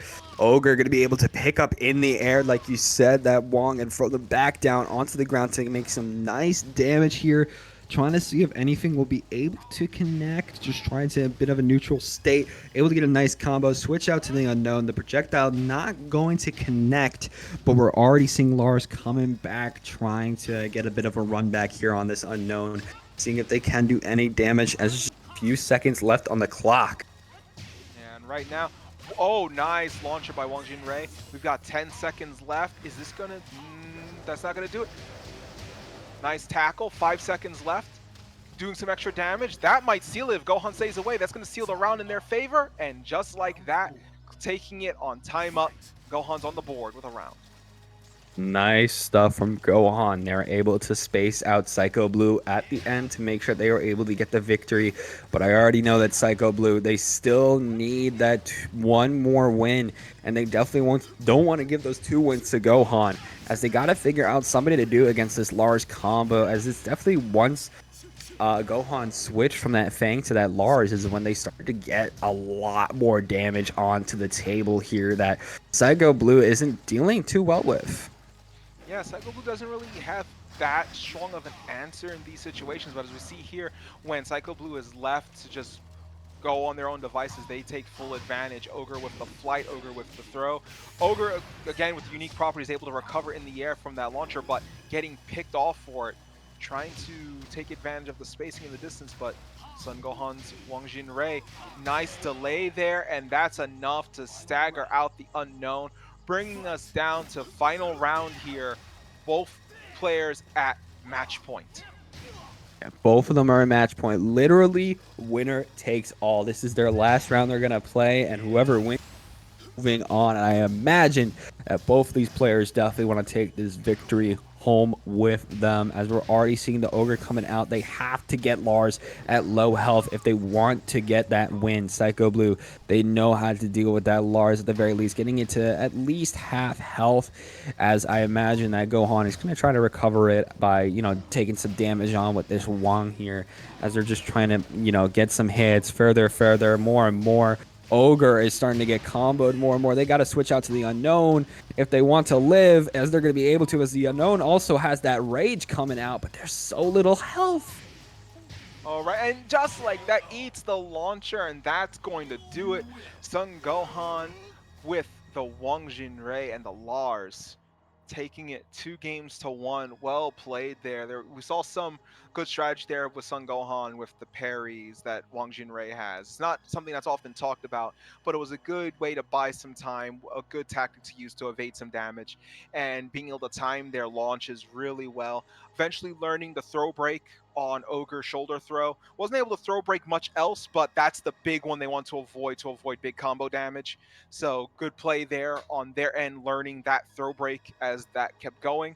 Becoming more wise to unknowns, long distance, the stalagmites coming up from the ground, being able to block them as they step in, being more aware of that. So all in all, strong play by Son Gohan. Well done. Well, and good call on the switch as well. We have to bring that up. Good call on the switch, switching from Feng Wei to Lars to go ahead and take it. Really smart play here as we see Psycho Blue prepare against Discount Hero. Yeah, Discount Hero. We didn't really see all too much from them, though I imagine that Psycho Blue is definitely going to try to get that run back to get back into a bit of a better standing after that, Psycho Blue, they did have a good showing these past few matches, and they're definitely going to try to keep it going against Discount Hero. We saw them a little before. Can't remember on who, but we're going to be seeing if Psycho Blue is going to be able to take them out, as Miguel is just starting to get, some nice damage onto them, but they're just trying to block as much as possible. Right, I believe Discount Hero was going heads up against one of the hero teams, the Jin and Lars, but this was during the time period where we were, stuck in the past or the future, depending on your perspective. And right now, we have come back to the current timeline as we see Psycho Blue, nice blocking, and then gets the floor break as we descend further into the dojo. And right now, Discount Hero just needs one good punch and gets it, gets the shot that they needed. Discount Hero going up 1 round. Yep, going up 1 round here already, as we're already seeing Miguel getting some nice damage onto this unknown Discount Hero, putting in the work, trying to get that damage in. They definitely want to make a run back themselves, getting some nice air combos in, putting unknown into the air, getting them into, trying to go maybe for a bit of a wall break, but the Ogre going to be tagged back in to try to stop anything from happening. Yeah, they are now in a dangerous situation. If Unknown so much as walks in and the opponent breathes on them, it is end of the game there. They have no health to do anything with Unknown. This has to be a full Ogre carry on this point. As right now we see Discount Hero actually struggling with the Ogre. There's the shoulder tag, and then there's the axe handle smash, and Ogre puts the team on their rather broad shoulders and carries them up, bringing Psycho Blue their first round in this game. beautiful to see Psycho Blue going to be able to run that back because of that Ogre carrying it on their shoulders. It definitely seems that how Psycho Blue likes to play, they start out with the Unknown, they get some nice chip damage in, and then when they really need to switch in, they switch in that Ogre and get the heavy damage once, Unknown's a bit more down and out, or when they feel like it's a nice opportunity for that Ogre to come in. But we're seeing Ogre is actually going to have to be swapped out as so much health was taken from them there by that Steve Fox. As we're already seeing Unknown rushing in, getting that nice grab, some nice hits in there because of that. They have to twiddle away at Steve's health if they want to get another win here. Yeah, as we see here, kind of the reverse of the last round. We see Unknown being the one to kind of carry this on their back, as Ogre is on the receiving end of a boxing beatdown, as we see Psycho Blue with the throw taking it out, showing that they are well equipped to handle it with either character given any situation. Unknown that time putting it on their back and giving Psycho Blue that round, as Discount Hero deciding, all right, had enough of this, force Unknown into a wall, try to get something out of it, but now here comes the Ogre. Yeah, Ogre coming out, just throwing as much damage on Discount Hero as possible, getting that throw again, leaving a bad spot here as Steve is going to be coming out on full health and on rage. Throw him though, they definitely do have that more damage. Steve having that nice advantage as they're running, trying to hit as much damage as possible. But again, Ogre is just keeping them out and keeping that damage onto them. Yeah, right now some good pressure. Ooh, okay. Nice call there by Discount Hero, staying just out of reach of the snake arm there from Ogre. Ogre trying the jabs. Going for some. Then there's the low sweep with the arm, taking out Discount Hero. And Psycho Blue goes up one game in this set. Yep, Psycho Blue already putting themselves at a nice advantage against Discount Hero. We have seen, in their magic, Discount Hero can get a little something, they can get nice, but they definitely need a little bit more if they want to do what they want to do here. Arm going to be broken. We're seeing them going to be doing a little bit of a floor break as we're already seeing Discount Hero try some hits onto Psycho Blue, but it's starting to connect. It's starting to make something happen. Oh, and right there, we see Discount Hero pushing in as Psycho Blue tried to read them with the stalagmite, but instead Discount Hero runs past it, tries to force some pressure on them. Now both characters in rage. Ogre breaks out of it first. Steve Fox with the jab pressure, trying to keep them in a block stun, but isn't able to make the most of it as Ogre is now keeping the assault going. Yeah, they're just keeping it going, getting all the health away, and there we go. A nice KO onto Discount Hero. It's going to put them at a nice lead for this specific game here, 1-0, as we're already seeing Unknown trying to get some early pressure on with that throw and some kicks coming out. There's some nice free fours. Already seeing the spikes coming in, and there we go. That assist going in with the switch. Already seeing, Unknown getting that, that carry of their own against Miguel, taking out so much of Miguel's health here, as they're just leaving that Ogre for that rainy day, and that rainy day might not come in a while. Yeah, might not be able to arrive at the proper time. Might need to get the umbrella out before you have to worry about that. As we see True Ogre. Ooh, no. Steve Fox tried to he tried to sway, ate the low, and then on wake up ate a flame blast right to the face. And Psycho Blue is now on set point. On that set point here, just a little more. Psycho Blue definitely wants to close it out. They just need a little more here, getting some punches and frozen, whatever they can, trying to do it. Going to be able to get some nice hits. Unknown coming in, though. Going to be able to get that throw. Look at that damage. Good throw there by Psycho Blue. Both of them have distance. They both take the opportunity to tag out as Psycho Blue keeps the pressure going with True Ogre. Discount Hero tries to get something, but Psycho Blue... Oh, okay, very interesting. One of the deceitful things about Ogre being such a large character, the throw box is not exactly where you would think it is, as Discount Hero gets them backed up into the corner and does the infinite punches, and Psycho Blue having no answer for the left-right Dempsey roll in the corner, and that allows Discount Hero to go up around and get on the scoreboard.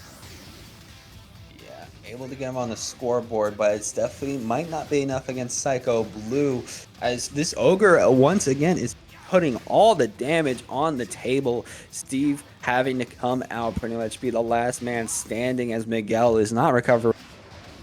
As we're seeing damage being put on Steve, the Ogre combos are insane. The pressure game is wild here, just a little more, and Psycho Blue will bring it all home here, getting a nice 1-2 hits, just a little more. They might bring in Miguel for that rage, but it just might be worth it with just that little health here. As we're seeing Steve going for one last hurrah, but unknown.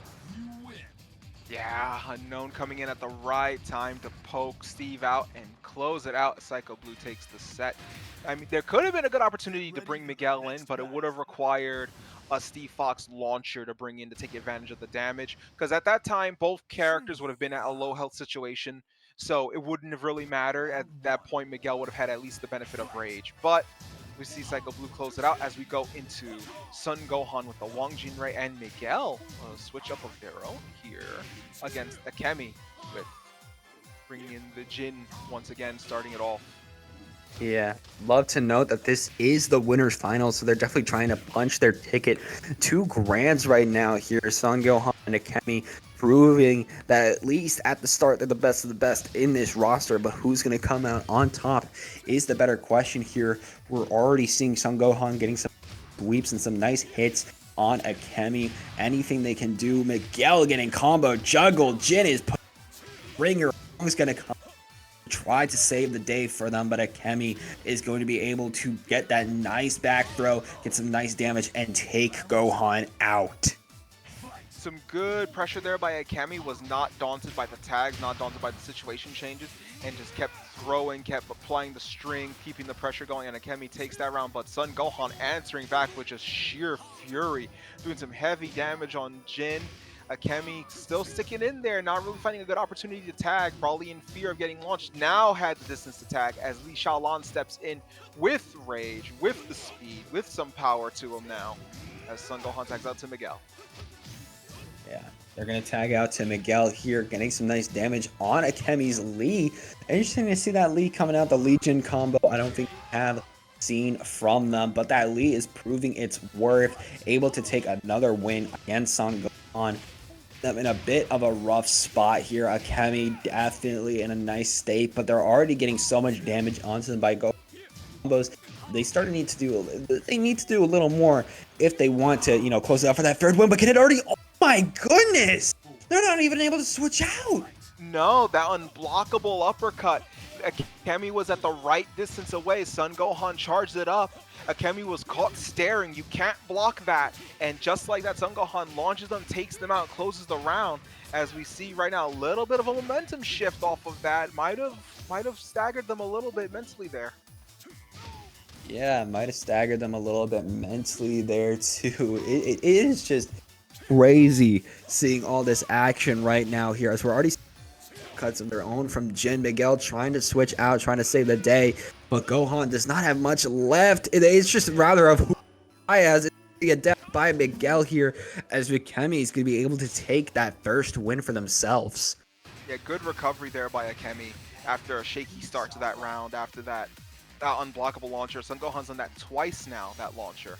And now we're seeing Son Gohan make some adjustments, maybe? Are they going to go back to Miguel? Or is this just going to be, okay, it looks like they just wanted a stage reset. They wanted a quick little breather. They're going right back in with the Wang Jinrei Miguel combination. Even if you don't select a different character, it's always good to have that sort of mental reset, mental focus as we go right into game 2.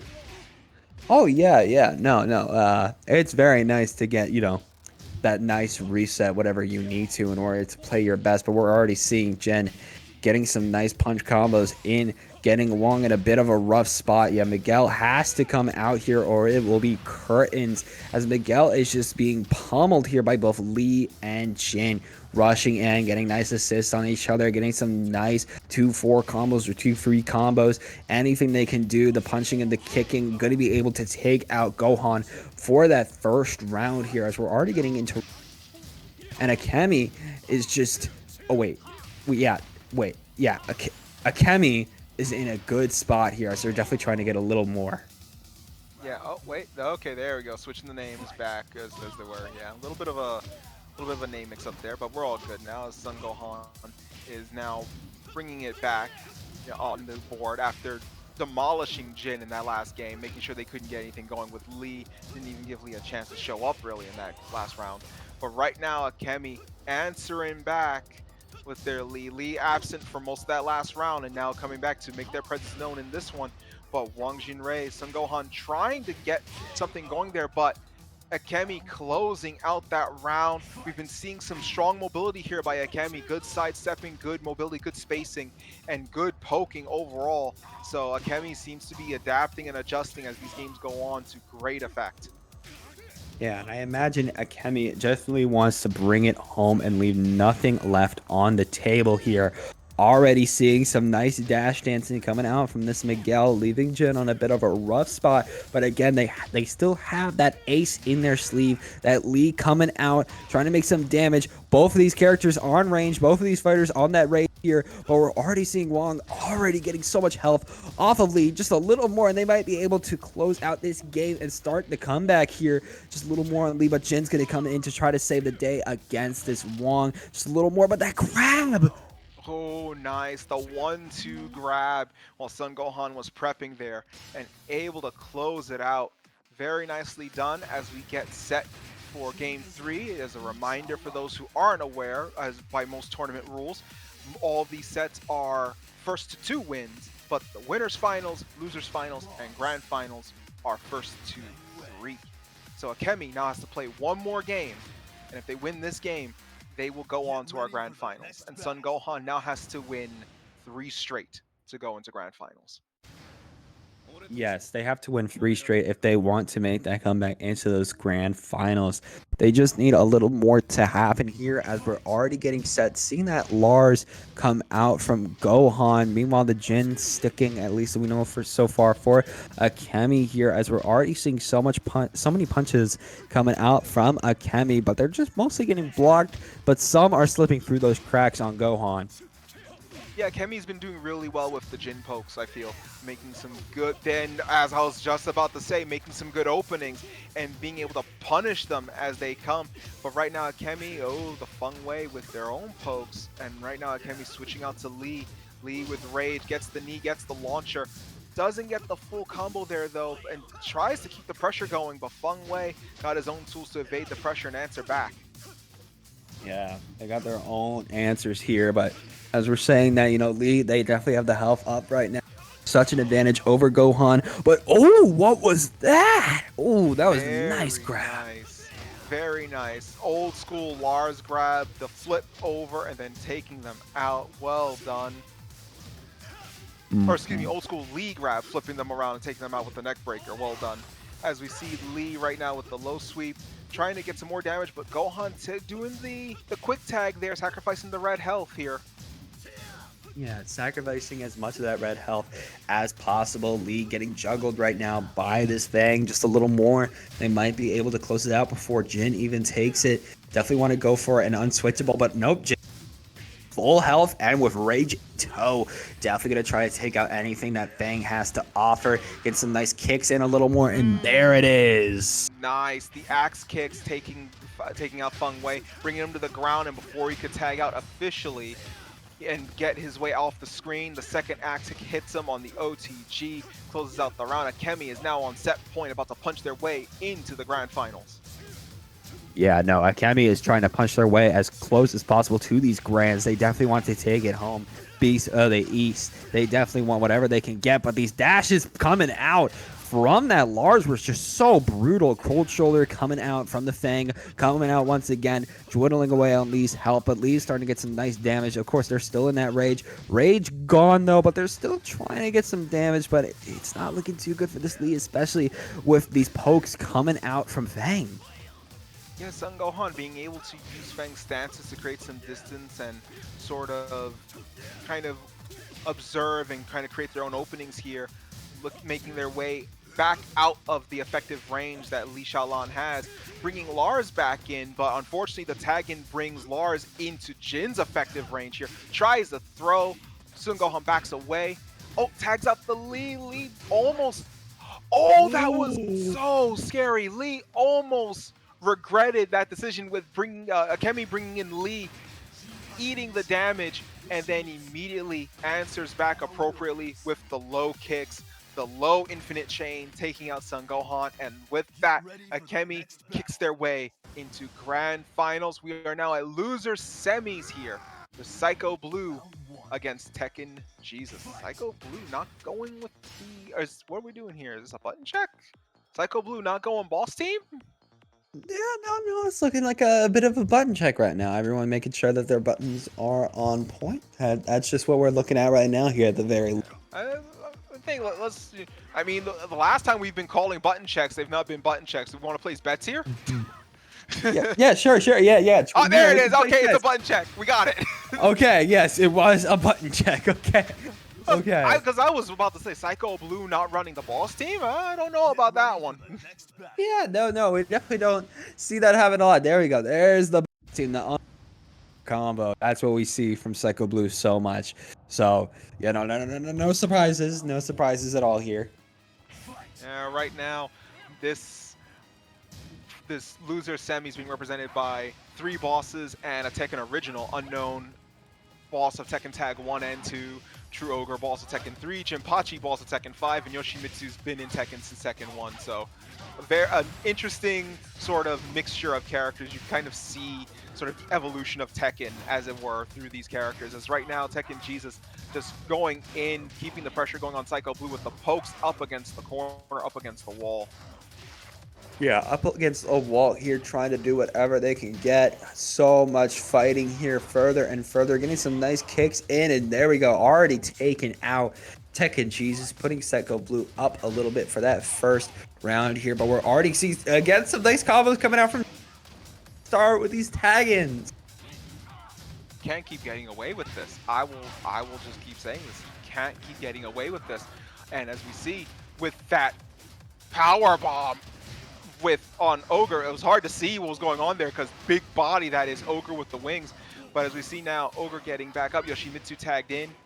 Unknown flying back in to save Ogre and gets the throw on Yoshimitsu as Tekken Jesus tags back into Jinpachi.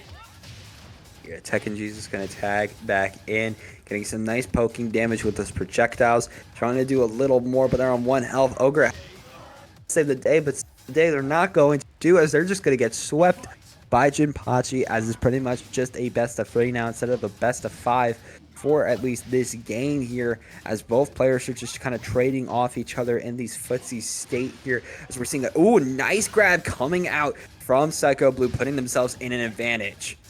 Yeah, good throw there. Also put Tekken Jesus back into a wall, but Tekken Jesus tagging out to Yoshimitsu, who can fight and move his way out of that bad position. See here. Oh, nice. Gets the low hit, and on a counter hit that immediately leads to the throw. But as we see, Tekken Jesus not daunted by this, goes for the spin, and then lands the rainbow drop. Nicely done by Tekken Jesus. Goes for another throw, but there's a throw break, and now Psycho Blue keeping the pressure going, and again with the low counter. Yeah, they're just keeping it going. Even with the rage coming out from Tekken Jesus, they're so close to taking him out. They just need one more solid hit on Jinpachi, but Jinpachi is not having that at all. But there we go. Weep in from that too is going to drop that health off and leave it as Psycho Blue. They just need one more good win if they're able to take that first game off semis. But again, this early start from Tekken Jesus, I still don't know how he does it, but they're doing it well and they're getting some nice damage in. That time, at least it didn't start with the uppercut. That time it started with that that sweeping stun that he likes to do.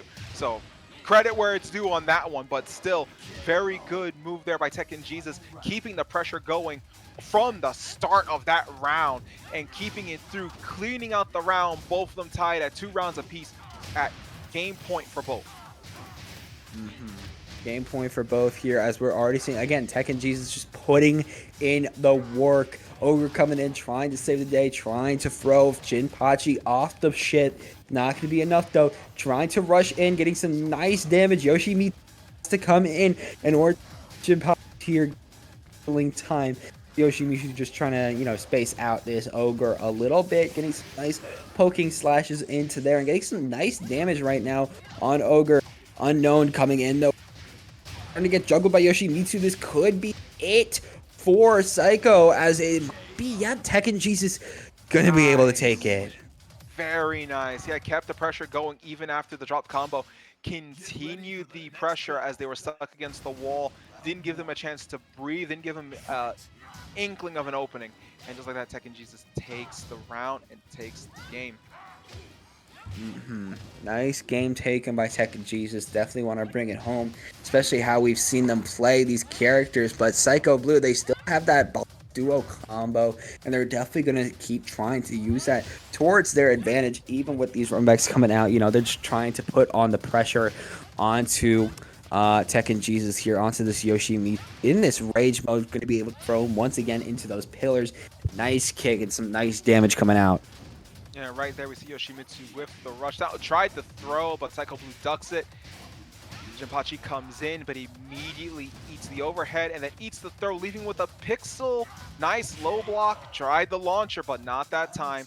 Unknown with a quick little poke. Psycho Blue goes up 1-0 in the loser semi. Yeah, nice up it right now for Psycho Blue.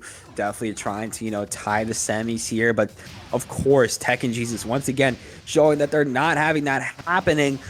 Ogre going to be able to come in to try to save Unknown's life on just a thread of health there. Ogre pretty much has to be out here for the rest of this game. Yeah, as we see here. Oh, nice. Nice kick there. We see Tekken Jesus trying to fish for the launcher here. Trying to nice pokes there by Tekken Jesus. Oh, excuse me, by Psycho Blue. Oh, there's the low sweep, the unblockable spin slash by Yoshimitsu's low. Able to see, rushing in a little bit more coming out from this Ogre. They're starting to be juggled by Jinpachi, though. Trying to get as many hits as possible. This might be it. Yeah, the KO coming out just as happening. Once again, putting it in a best of 3 state. And right now, both players tied on 1 round apiece. And there's the electric. And we're going to see the combo. 50%. Cash it in. Give me that health. And Psycho Blue forced to do a quick tag out at the expense of the red health. Forced to do a bit of a quick tag out here. Ogre trying to make it happen for Psycho Blue. Knocked down a little bit, but they're just trying to flash, trying to space out, try to do a little bit of a neutral stance here. Already seeing Jinpachi putting them in a state here, and boom. And right there, Psycho Blue getting caught on a bad foot there as Tekken Jesus is able to keep that pressure going and take the round. And right there, Tekken Jesus now on set point here in these loser semis. Psycho Blue is doing a good job rather, keeping the pressure going. And then that brief opening, Psycho Blue gets launched with the electric and Tekken Jesus starts to get a little bit of more momentum on their side. Starting to get a bit more momentum right now as they're trying to block, trying to get some hits in. Tekken Jesus being knocked back as much as possible though by Psycho Blue. Psycho Blue's last chance to make something happen here before they're out for good. They definitely don't want to be taken out forever here as they're getting some nice throws onto this Yoshimitsu. Some nice damage. Yoshimitsu has to get up and has to start making some damage happen. Unknown coming back out, being thrown immediately on that switch in already as Yoshimitsu, they might be able to bring it home here. Getting some nice slashes in. 1 HP on Unknown, and that kick to the dome is going to do it. Ooh, nicely done there. Nicely done. Kept the spin cycle going on the spin kicks that were hitting low at the time. They weren't able to block all of them, but that trade there gave them just the right opening to continue that spin cycle again and closing out the round as Tekken Jesus goes on to losers finals against Sun Gohan.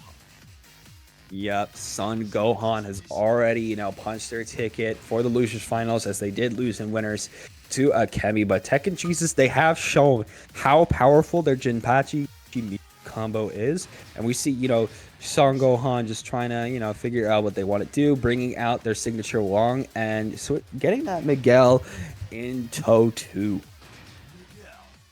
Yeah, we've seen a fair bit of success. Sun Gohan with the Wong Jinrei has been really strong as well. Are we going back? We're going to check some things here, it looks like. Doing a little bit of button presses here, trying to see what they can do, just trying to make sure everything's good. Yeah, it looks like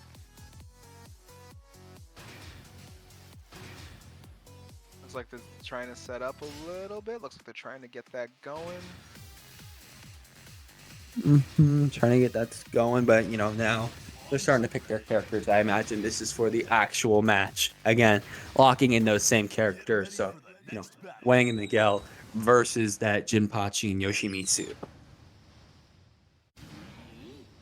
As we see here, Tekken Jesus sticking with what's gotten him this far in the dance, so to speak. So right now in Son Gohan, we've seen Son Gohan switch characters really liberally. We've seen 4 characters out of Son Gohan out of this tournament thus far. But right now, Wang Jinrei and Miguel seem to have been giving him the biggest success. Yeah, no, they've been giving them the most success for sure. Especially this Wong, that it's been pretty much a stuck for most of Gohan's games here, as it's already dwindling away at Yoshimitsu as much as possible. Miguel coming out, trying to get some nice damage in, blocking whatever they need to. Jinpachi on stage, switching in, but it's not enough because Miguel just keeps that pressure going. Jinpachi, last second though, going to be able to get a bit of a switch out. Yeah, no, that parry was beautiful. Yeah, really nicely timed parry that covers Wong when he comes right in, but unfortunately isn't able to really make much of it. Tekken Jesus' pressure still proving to be, its own offensive onslaught. And this time, Son Gohan launching Tekken Jesus at the start. Give me 50% health on this one. Low sweep into a launcher to start out the round and putting Tekken Jesus on the back foot to start this one. Yeah, putting Tekken Jesus a bit on the back foot here, starting to get some nice damage. Wong, though, starting to get a bit juggled here as Yoshimitsu's coming back out. Gonna try to get a bit of a spin cycle, gets the throw on Miguel as they switch in. Miguel, they have that range, but they're not able to use it. Look at all these from Yoshimitsu, all these spins, but Wong gonna be able to save the day. Yeah, that OTG pressure from Yoshimitsu is doing some real damage there, but unfortunately forcing Son Gohan to tag out. But unfortunately, it doesn't matter with the unblockable spinning slash, cutting him off at the ankles. And Tekken Jesus is now up 2 rounds to nothing, but Son Gohan, again, starting the round. Give me that 50%. Already starting out like usually how Tekken Jesus does to their opponents, getting a little bit of a taste of their own there. But we're seeing Tekken damage onto their Wong, but the Miguel is coming back out, trying to put him in the... Oh my god. We want to talk about people getting a taste of their own medicine. We've seen Son Gohan land the unblockable Wang Jinrei uppercut, and Tekken Jesus was like, okay, you want to do charge unblockables? I'll do the old school Yoshimitsu stab that's unblockable. It got caught staring, did some heavy damage, and now we're seeing Son Gohan forced in a defensive position in this one, trying to back away to pick their spot to try to get back into this round. Yeah, the match isn't over yet, but there it is. 3-0 for that first game, putting it in Tekken Jesus' favor. And that game really turned around once Yoshimitsu was able to land unblockable, taking a lot of health off of Son Gohan and leaving them more in a defensive stance. Oh, very much so. As you go right into game 2, Son Gohan maybe has to make a little more of an adjustment regarding the Yoshimitsu. The Yoshimitsu seems to be giving them more of the problems here, as they are able to handle the Jinpachi very readily, as we see here again, that combo. Give me the 50% health right there, forcing the quick tag, which something that we didn't really cover with the quick tag. It sacrifices the rat health. It also sacrifices the rage. So Yoshimitsu's coming in not rage boosted as he should have been, but it's for the actual survival of his round here. Yeah, actual survival. Miguel being put down below. Tekken Jesus is actually in a bit of a rough spot for once for both of their characters here. Jinpachi has to get some nice rage damage in order for Yoshimitsu to try to preserve as much health, but it's not enough as Wong was able to get in and get that hit on them. Yeah, good side roll there to avoid the teleport hug that Jinpachi has, and was able to side roll and then push in to take the round as we go into this round. And Tekken Jesus starts off as he loves to start off with the launcher, gets the damage off of Wang Jinrei, but doesn't get much more than that. Miguel coming in to keep the pressure going, Jinpachi answering back, and Miguel just shoulder charging right through. Yeah, they're just shoulder charging into there. Miguel getting all this health off of Yoshimitsu, but Yoshimitsu is starting to get a bit of a turn. Nice damage, almost 50%, and there we go. Yeah, that Yoshimitsu Tekken Jesus is showing, Jinpachi takes on most of the damage, gets some nice early combos, some nice early chip, but then once the Yoshimitsu comes out, it's going to be spinning all day, getting that real damage, getting that real combos, getting the real win. Yeah, and as we see here, the Jinpachi was paying some dividends here too, but we're going to see in a little bit, the Yoshimitsu is going to come in about 2 seconds. Came in, but ate the damage with the Miguel. Now we're going to see what he can do because Yoshimitsu has the rage. And we're going to see some heavy damage here. We're going to see some pokes in the corner. That's right. See, oh, Sun Gohan. There's the throw. Some heavy damage here. Goes for the low spins. Low spins again as Sun Gohan walks into the blender. And Tekken Jesus is now up 2 rounds to 1. Yeah, already up 2 rounds. Very beautiful there from Tekken Jesus, showing truly that the Jinpachi is already coming back in. Throw down once again on dash is coming out from this Miguel here from Son Gohan, as it's already time for the to come on out in that rage, in that full health bar. Already putting Miguel in such a bar, but Wong is trying to make something happen, but that health bar go! Wow, the rage, the back turn, the back flip, beautifully done with the stand, something that Yoshimitsu acquired through Tekken 6, being able to use the 2 swords.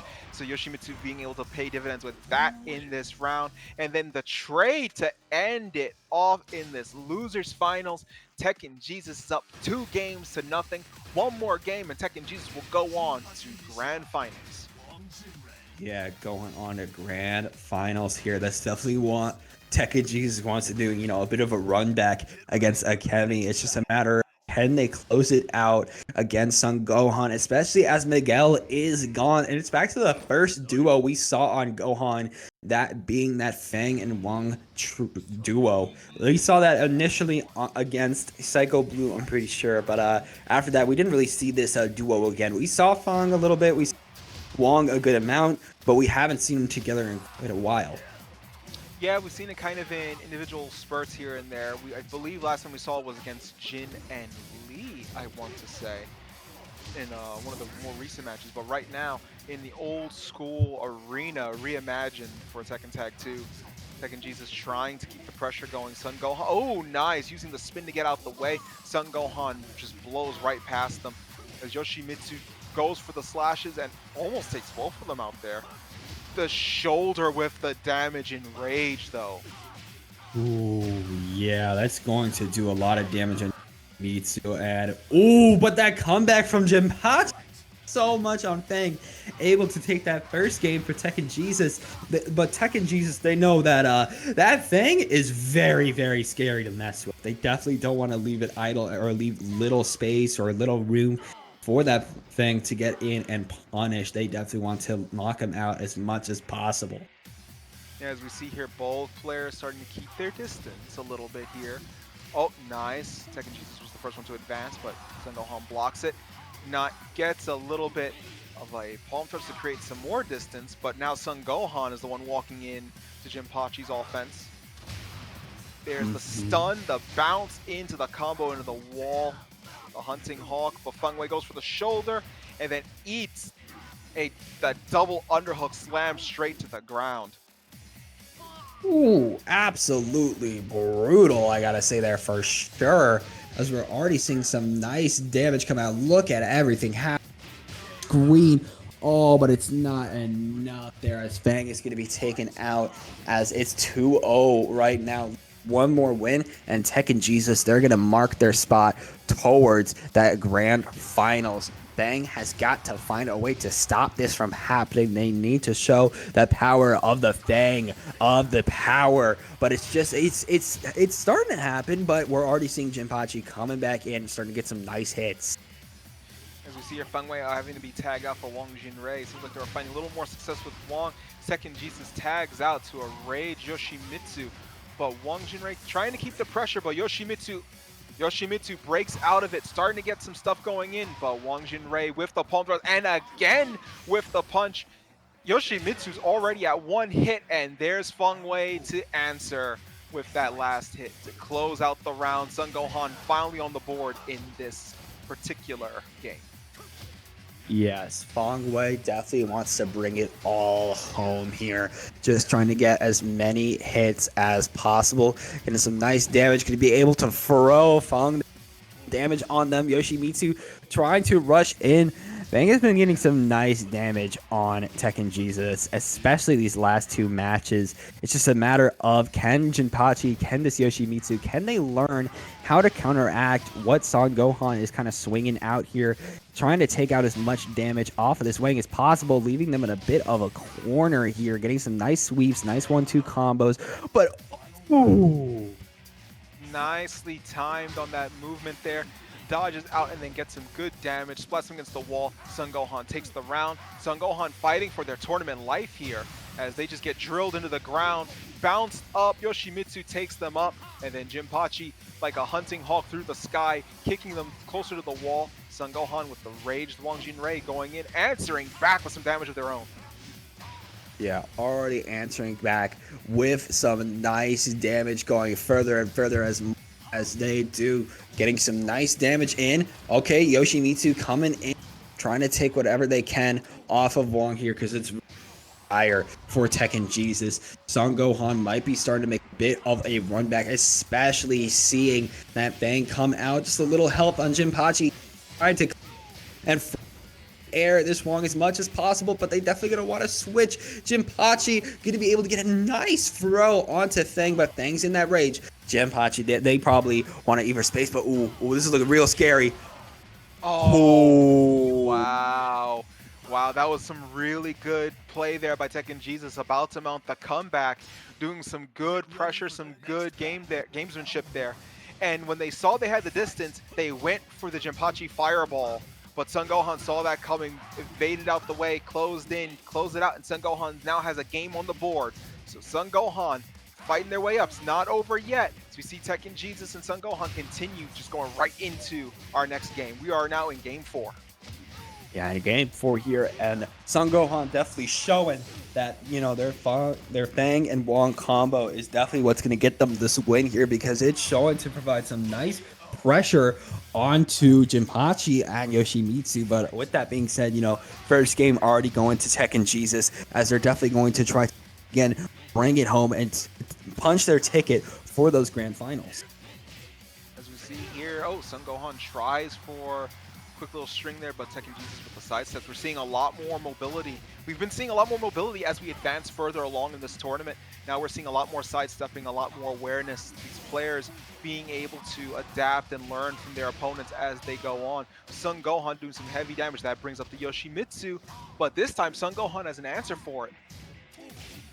They're having a nice answer right now, getting some nice hits. Yoshimitsu coming in, but the Fang is trying to stop anything from happening, but they're getting Yoshimitsu putting in the work, putting in that little elbow grease with this. We're trying to get the victory here, but Fang's starting to get a bit of some hits in. The throw coming out, though, leaving that Fang on one. They have to retreat. The Wong coming back in, getting some nice damage. It's neck and neck here. Whoever gets the better combo pretty much wins, and it's going to be Tekken Jesus once again, leaving them with just one more win before they're able to punch that ticket.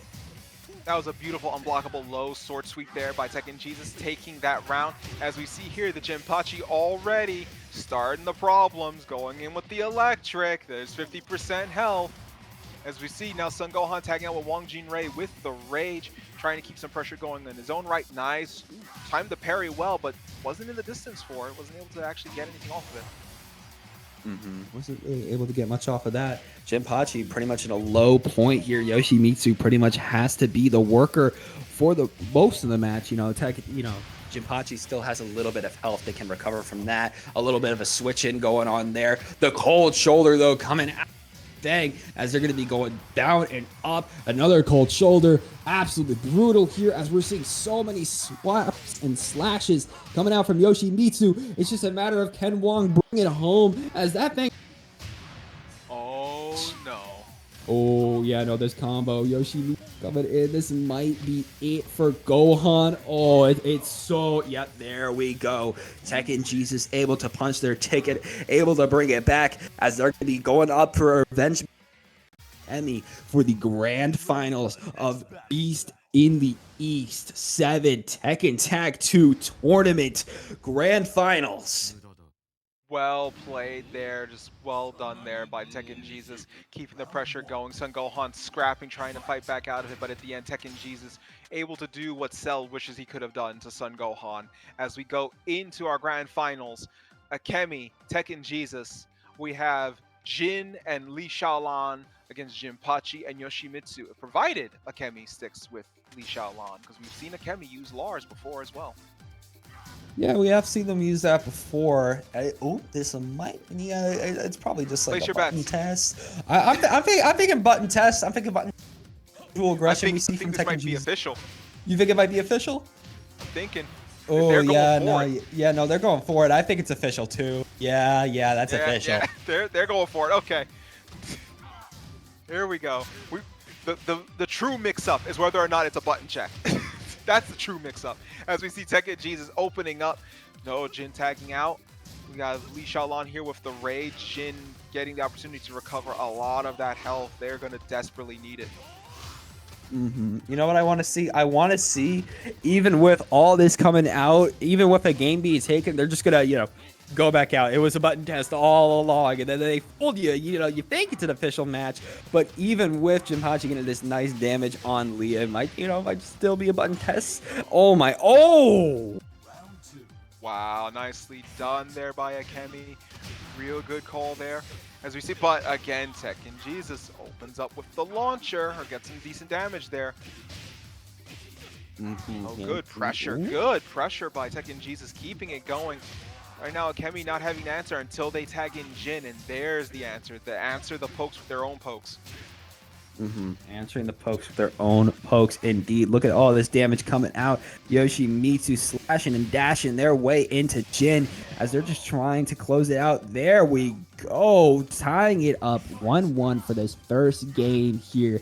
Again, Akemi can mess around a little bit even in this set because that bracket reset is going to at least just, put it in an even standing. Tekken Jesus has a lot more that they up if they wanted to take home the tournament, but Akemi, they gotta get a little more wiggle room. Yeah, they definitely have a bit more opportunity to kind of test the feel of things here, given that they are in winner's bracket here. Tekken Jesus is the one who doesn't really have that opportunity to do so, but we're seeing Tekken Jesus is very much taking this as they should, going in with the uppercut, answering their attempt to close the distance with the launcher, and closing out the round. We are on round 4. Yeah, on round 4 here, as we're seeing Tekken Jesus, they're just trying to keep it going just a little more. That's definitely what they want to do here, but this lead coming in and getting all the damage on them right now. Tekken Jesus really needs to pray to the Tekken Jesus and the Tekken gods to make a comeback with that little health, or at least they are making that comeback right now in a corner, pretty much saying, hey, yeah, you got to get Jin out here right now. I want to fight him. And that forces the tag, as you called. But now Tekken Jesus with Yoshimitsu with the back turn, flip overhead kick. But there is Akemi with the... Oh, no, Akemi looked like they had something going, but Tekken Jesus answers back with the Jinpachi tag with the launch into the finish. Tekken Jesus takes game 1 in the set. Yep, already taken game 1. Tekken Jesus definitely wants that run back against Akemi, and they want to get that win off of it. Already getting that win, very nice standing for them, but again, kind of testing the waters right now, seeing what this Jinpachi and Yoshimitsu duo is really, truly capable of when they're giving it their all. Right, as we see here, oh, nice juggle there. Is the Hunting Hawk using the teleport to close distance, but Akemi answers back with some Jin strings of their own. Tagging out to Lee with the launching knee. Doesn't get much out of it, but Yoshimitsu with the unblockable low swipe with the sword is going to get some decent damage of their own here. Yeah, getting some nice, decent damage. Seeing Lee getting some nice 1-2 punches, nice kicks. Oh, nice damage coming out, but the Jinpachi just keeps rushing in and able to take Lee out for that first round there. Already getting into round 2. Tekken Jesus is showing just how much power they have against Akemi. Akemi just, a bit more of a rush down or a little more light kind of comp they got going. Meanwhile, Tekken Jesus, they got that damage. And when they got that damage, as they're already putting some damage onto that Lee here, already getting him on that health, getting that nice grab, pretty much getting Lee in a very tough spot. Definitely wanting to fight that Jin there. As we see here, Jin gets tagged in. It's Jin, his rage, but there's also the word. Uh-oh, this might be irrelevant. Never mind. As Kemi goes through the combo, doesn't drop it, goes all the way through and takes him out before Jinpachi's rage can even be a factor. Yeah, tying it up 1-1 yet again. That best of 3 is coming back out there, just showing that,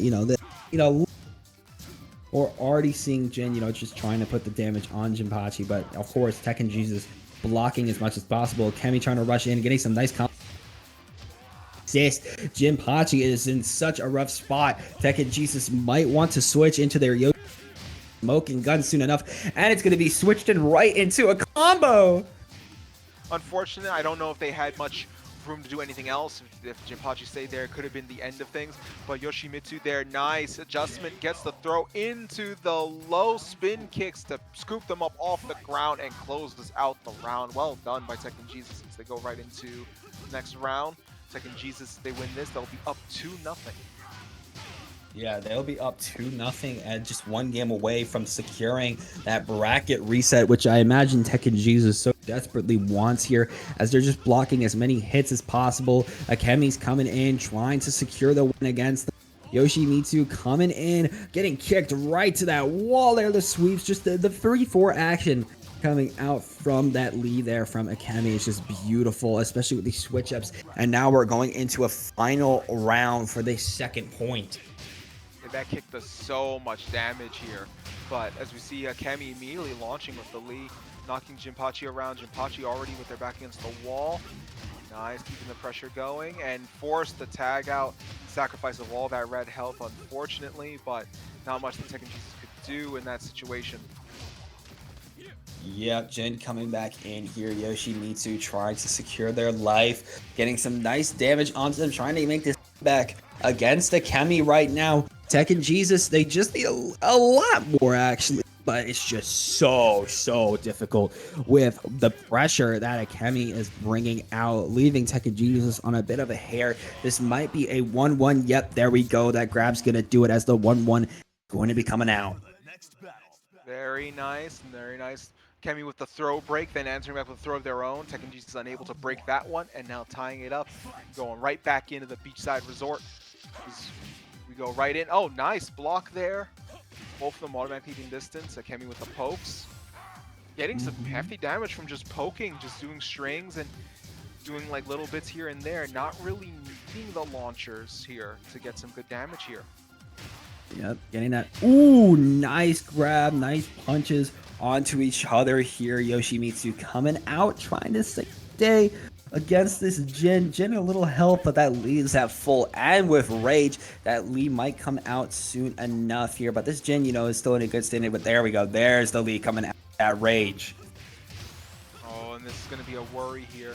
Akemi is scary enough with like the pokes and the strings, but you give them a rage character as well as the opening to get some of those combos off. That's one of the things that makes Akemi very scary. And as we saw there, Jin is left with nothing. This has to be a Jinpachi job from this point forward. But as we see the throw, nice damage there, gets the bounce off the throw, and it doesn't matter as Jinpachi closes out the round, and Tekken Jesus is on the board first on round 1. Yeah, already round 1 looking very nice there. Tekken Jesus just kicking and punching their way in. That nice combo. It's been a while. Get that set up perfectly how they wanted, but there we go. Finally seeing it happen. Well, we're already seeing Akemi coming back in, getting some nice kicks, trying to get a little bit of a sweep, but that electric is coming out and putting Jin in such a bad spot. Lee has to come out. They have to come out right now, but they don't because Jinpachi is already down before she gets in. Yeah, it's those pokes. Jin has some incredibly good pokes here, whittling away with the damage and the speed. And Akemi didn't see the need to call in Lee Xiaolan. Probably wasn't in a position to do so. If they tagged in, Lee probably would have eaten a launcher as they came in. And they just kept at it and they fought back. Akemi took the round. As we see in this round, those pokes again paying dividends, doing some strong damage with the sweeps, the pokes, the highs, and the lows, but now Akemi's going to tag out to Li Xiaolong for this exchange, but gets thrown as they come right in. Yeah, already seeing, Lee just putting in that pressure. Again, they have that rage. Oh, going away. Yoshimitsu, though, they have to be the last one standing because, again, Jinpachi is at such low health right now. Lee at a bit of a tough spot. They need to switch into Jin to try to live here. Just, Lee. Nice. Got the launcher, but didn't get the full combo there. Oh, but Tekken Jesus with the low sweep with Yoshimitsu. They're going to get the full combo, and they're going to close out the round. Tekken Jesus now up 2-1 in this particular game. Already up 2 rounds. Tekken Jesus definitely trying to get that bracket reset any way they can here. Because we're already seeing Jin in with these 1-2 combos, trying to see what they can do. Yoshimitsu coming in with the full rage in effect, but they're being kicked down, stomped down, anything that Jin can do. But Jin is left in a pretty rough spot, able to get out of that throw. Very nice there as Lee is going to be running in, just punching the everlasting heck out of this Yoshimitsu with that Russian grab. Ooh, nice tackle there, did some damage there. Yoshimitsu getting up in the Lotus stance and then teleporting right behind to switch things up, tag out to Jinpachi, but Jinpachi's not been able to do much here. Eats the kick when they tried to teleport back to trying to create some distance. Lee unintimidated by that threat and taking them out as we go into the final round here.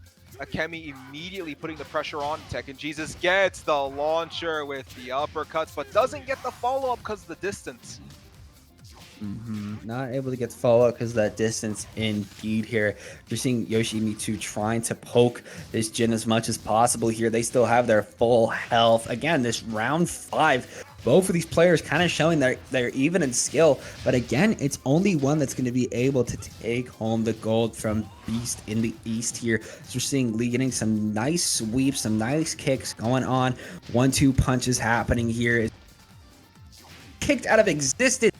Jin, of course, getting down and out too. They're in that rage effect. They could make something happen here, but it's not going to happen. And Tekken Jesus is going to be taking that third game. Oh boy, Tekken Jesus now up 2-1. If Tekken Jesus wins this next game, Tekken Jesus will reset the bracket, and we will be going to another best of 5 set, 1st to 3.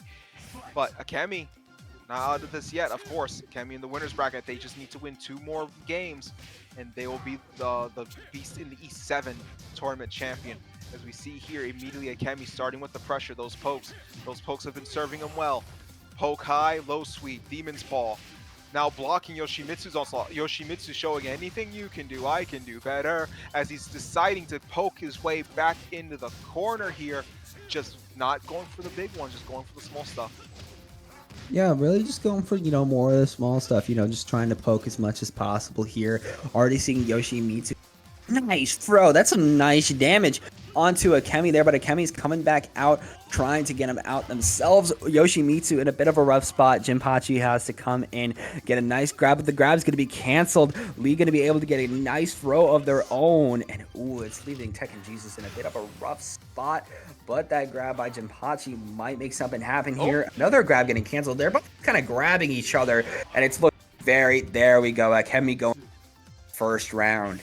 A very fun grab exchange there between both of them. Grab, throw, break, throw, break, throw. It was a very nice exchange there, but at the end, Tekken Jesus was able to answer back with the appropriate finish there, taking the round as we start again with a grab, the neck snap into the Bulldog, and as we see Akemi with the lead, but gets caught mid-stance with a raging Yoshimitsu. Yoshimitsu using the spin to create some adjustment in their approach angle. But as we see Akemi trying to push forward, now Tekken Jesus' back is against the wall with the unblockable low spin cycle slash. He's going to force a tag. Going to be forcing a tag to come in here and already taking out Akemi. 1 game away from Tekken Jesus securing that bracket reset. They just need to make sure that they put Akemi down. As we see here, Tekken Jesus, he keeps getting away with it. And that time, again, just a quick close to like 50% damage there. And there it is again with the electric into the wall. Oh, just a little bit left. And there's the poke just to close it out. And Tekken Jesus has earned themselves a bracket reset And we are now going to our true grand finals. Akemi, Tekken Jesus, our final set of the night as a first to 3, best of 5 set to determine the winner for Beast in the East 7 for Tekken Tag Tournament 2. Yep, we are already here. Grand Finals bracket reset. This is going to be winners takes all. Akemi, they got to make something happen here. Tekken Jesus is showing in the work, and that might be what they're doing as Akemi is switching off of their Jin to one of the first saw them on that Lee and Leo combo. This might be what they need in order to get that win. Screenshot of Shades.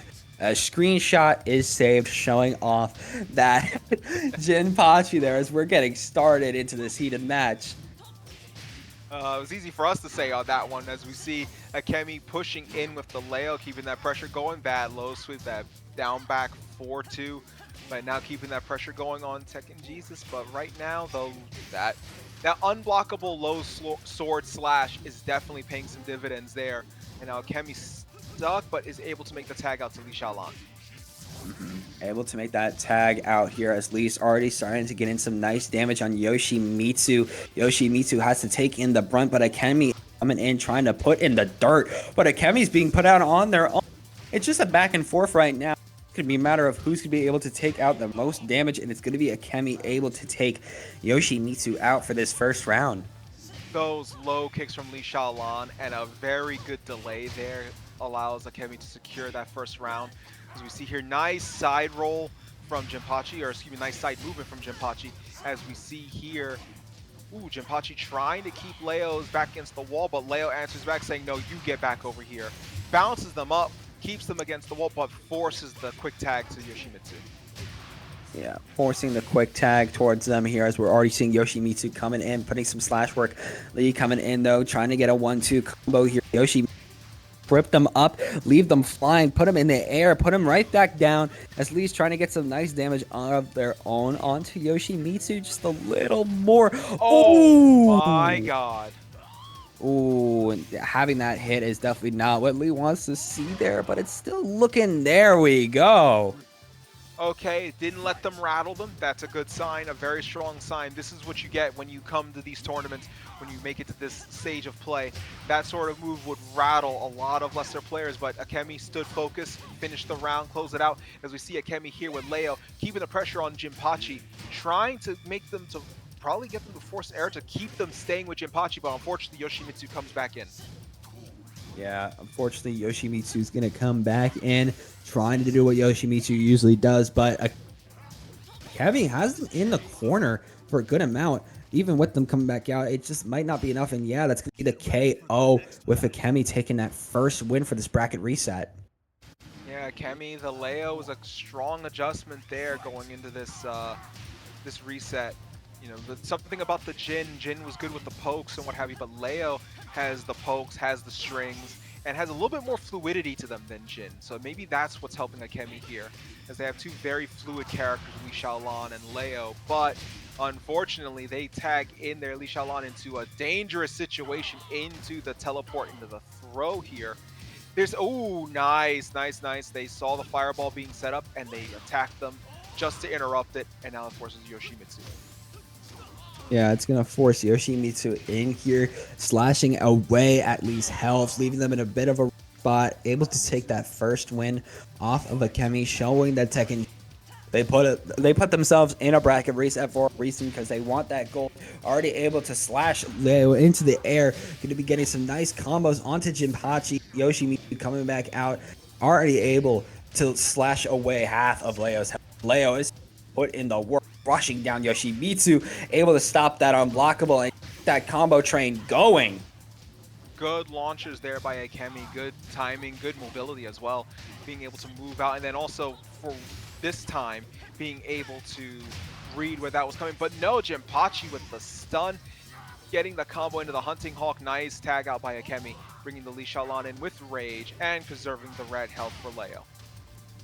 Yeah, nice preserving of that red health here. Trying to see a little more as we're seeing, you know, we're seeing that Lee trying to come in, grabbed in by Jinpachi. They just need a little more. If they are able to launch a nice get that nice throw, they're going to be able to take that game, tying it up 1-1. Yeah, very nicely done there, getting the OTG as we see Akemi again going to keep the pressure, trying to keep the pressure, but Tekken Jesus trying to poke them out of it. Oh, nice, went for the high-low. Nice high-low there. All right. Ooh, seen some nice action going on here from the Shinpachi here. Yoshimitsu trying to help for some damage. A wall break happening. Wall break doesn't get a combo off of it though, unfortunately. Yeah. Yeah, we're seeing Tekken Jesus kind of, there's the knee. They looked like they were looking to pick their opening and they found it. Gets the knee, gets the combo, gets Akemi into the wall. Ooh, they kept them block stun, kept them in play. Lee was unable to tag out, and just like that, Tekken Jesus is now on game point for this game here on round 4. Yeah, already up for game point here as we're already seeing Jinpachi trying to run it back, trying to take him out, getting some nice damage onto them, trying to get some nice slashes. Yoshimitsu still at full with this rage. Leo, though, is trying to come in and take whatever help here. Dash dancing a little forward, a little back, trying to get some nice damage.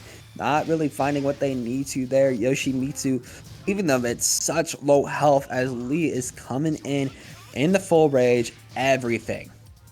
And that was a very good call to tag out to Lee in that moment. Lee has the rage now, no longer with the rage. Yoshimitsu comes in, gets the grab, and with the grab, kind of switches their position, puts Lee against the wall, able to do the spin kicks. Lee gets the quick grab, gets the OTG, but Tekken Jesus tags out really quickly there to the Jinpachi, saving the Yoshimitsu, but at the sacrifice of the red health. And just like that, Akemi keeps the pressure going and closes out the round. We are tied at 2 rounds apiece at round 5 for game point. Yeah, already at this round 5 here. Winner takes all, at least for this game. Akemi definitely wants to take it as they definitely want that win. And oh, they really did want that win. Wow, yeah, they really wanted that win. Keeping the pressure forward, keeping it going, had Tekken Jesus on the back foot, and Akemi said, no, I insist. Closing out the round and then ending it clean, signed, sealed, and delivered with the 7 golden letters, ending it with a perfect going into Game 3 of our Grand Finals bracket reset. Yep, game 3 here. This could be it, as Akemi definitely has what it takes to try to especially with that perfect coming out last match. It has already looked very strong against Jinpachi here, trying to push them more and more. Yoshimitsu, though, able to get that switch in. The grab's going to get canceled. Lee's coming in here trying to save a day. The Yoshimitsu Rage is such a powerful tool by Tekken Jesus, especially with all they can do. But Lee is able to get that nice throw. The combos, though, coming out from Yoshimitsu. Yeah, there was a good throw break there, but right now Tekken Jesus' back is literally against the corner. As we see Akemi with the tag doing some damage here. Ooh, doesn't get the follow-up kicks that they were looking for there. And Tekken Jesus is really going to take advantage of this. Drops the combo here as well. Leo coming in with rage. What are they going to do here? The stance, the fake out. Nice fuzzy. And Tekken Jesus with the unblockable low sword sweep takes the round. Absolutely beautiful taking the round there. Tekken Jesus getting a little bit more of a run back, trying to make sure that they get the victory of their own here. Trying to, they're just kind of dash dancing against each other. Again, more of a footsie's point, but Jinpachi is already looking a little worse for help. Yoshimitsu coming out, trying to avenge Jinpachi, trying to make sure that back in as Lee is just being kicked to the floor. Nice mix-ups here happening. Lee, as they're just keeping Yoshimitsu on the floor. Yeah, it was a good read there as well. Yoshimitsu going for the unblockable low sweep, but Lee with the kicks. And then as he tags into Jinpachi, going in with the low infinite kicks there and taking him out. And just like that, Akemi getting on the board with a round and then immediately switching to Leo to start this round. Yeah, immediately switching to the Leo there. Already, ooh, nice combo coming in. Absolutely beautiful. Getting that Jinpachi in a corner. But Tekken Jesus is showing that they got the gumption and they got the power. Lee wasn't even able to come in and provide some support as Leo was taken out there, leaving Tekken Jesus in a nice spot. Maybe finally able to take a game in this bracket reset. It's just a matter of if they can bring the full 9 yards. One more win. Yeah, it seems like Lee has been the one paying the most dividends here as we see Akemi now bringing in Lee to start this round. And we're seeing automatically both Jinpachi Yoshimitsu at about 50% health. Not worse, Yoshimitsu now no longer has the rage. Gets launched, gets popped up and bounced. Ooh, forced the quick tag, sacrificing the red health and the rage for Jinpachi. Sacrificing that rage. Oh, Lee coming in. They just need a little more. If they want to take the game. This is a scary position. Okay, nice tag out to Leo. They were in a position where one combo still could have ended it in Tekken Jesus' favor. But right now, it's the difference between one combo and one hit, and Akemi gets the low sweep. We are at round 5. If Akemi takes this round, Akemi walks away, Beast in the East 7 tournament champion. Yeah, this could be it. Akemi could take it all, and they're definitely trying to take it all. These nice combos coming out from this Leo. Nice is in, but Yoshimitsu again. This trump card of this Rage Yoshimitsu coming out from Tekken Jesus might prove fatal here, as we're already seeing Leo at such low health. Yoshimitsu, nice lashes, nice launch, but not able to follow up from that, but able to put Leo in a bad spot from that throw. Lee has to come in to save the day with this Rage. Beautiful patience there, having Leo just sit out that low sweep spin cycle, but unfortunately goes right past him in the combo. But good recovery by Akemi. Jinpachi's in with rage. Akemi with the kick, gets them off the wall, gets the combo, bounces them, and takes the tournament point. Akemi taking game 3 after the bracket reset from Tekken Jesus, and Akemi closes it out 3-zip and takes our grand finals. Your winner of the Beast in the East 7 tournament for Tekken Tag Tournament 2, Akemi with the Leo and the Li Xiaolan. Absolutely beautiful there. Oh my goodness. Both of those players just showing the absolute gumption they have, but more importantly, what they were bringing to the table. But in the end, Akemi was able to, just breathe, cool their mind, and get that win against Tekken Jesus, showing that they were the Jesus of Tekken, that they were on top. But with that being said, that's going to be the end of this stream. So, before we go anywhere, hey, what's going on, Psycho Blue? I'm really glad those chairs are cheap and metal. What a Psycho frustrating Blue having, what a yeah, frustrating way to blow that set with Justin. Goodness, that is frustrating.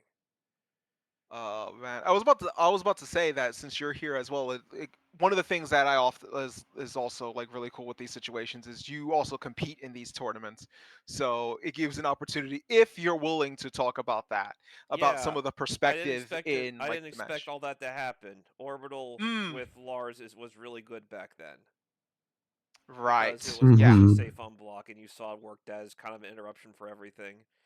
And Yes. as for Wang's hop kick, I wasn't expecting it to happen so much, but every time I went to go for a while crouching move, I was up in the air. I tried to throw, I was up in the air. Yeah, that stunk, and I'm really upset because I thought I was going to get him that time. So I was pretty mad about having CEO, hence why I am kicking chairs. But again, they're metal and sturdy and didn't really budge much. So there's that. And keep in mind, I go like 240 and I lift and work out most of the week, so I'm not exactly a scrawny guy if I'm kicking chairs and not budging. And no, I don't skip leg day. I do squats. They're really good chairs, but they're also like you buy them in bulk, so they're not gonna be bothered much if you get mad at them. Psycho Blue here, truly embodying the spirit of tech and activating his rage art in IRL on the nearby chairs, it seems. Well, the good news is the chair didn't make me do Dr. B's ow my toe stance. So That's good at least. yeah, but the irresistible force, but the immovable object. So, but yes, I was watching again and I felt myself get upset again. I had to go walk away for a bit when I saw that set as you guys were commentating and how close Mm-hmm. I was and how things fell apart. I imagine I've had those feelings in the past too. I can definitely say that.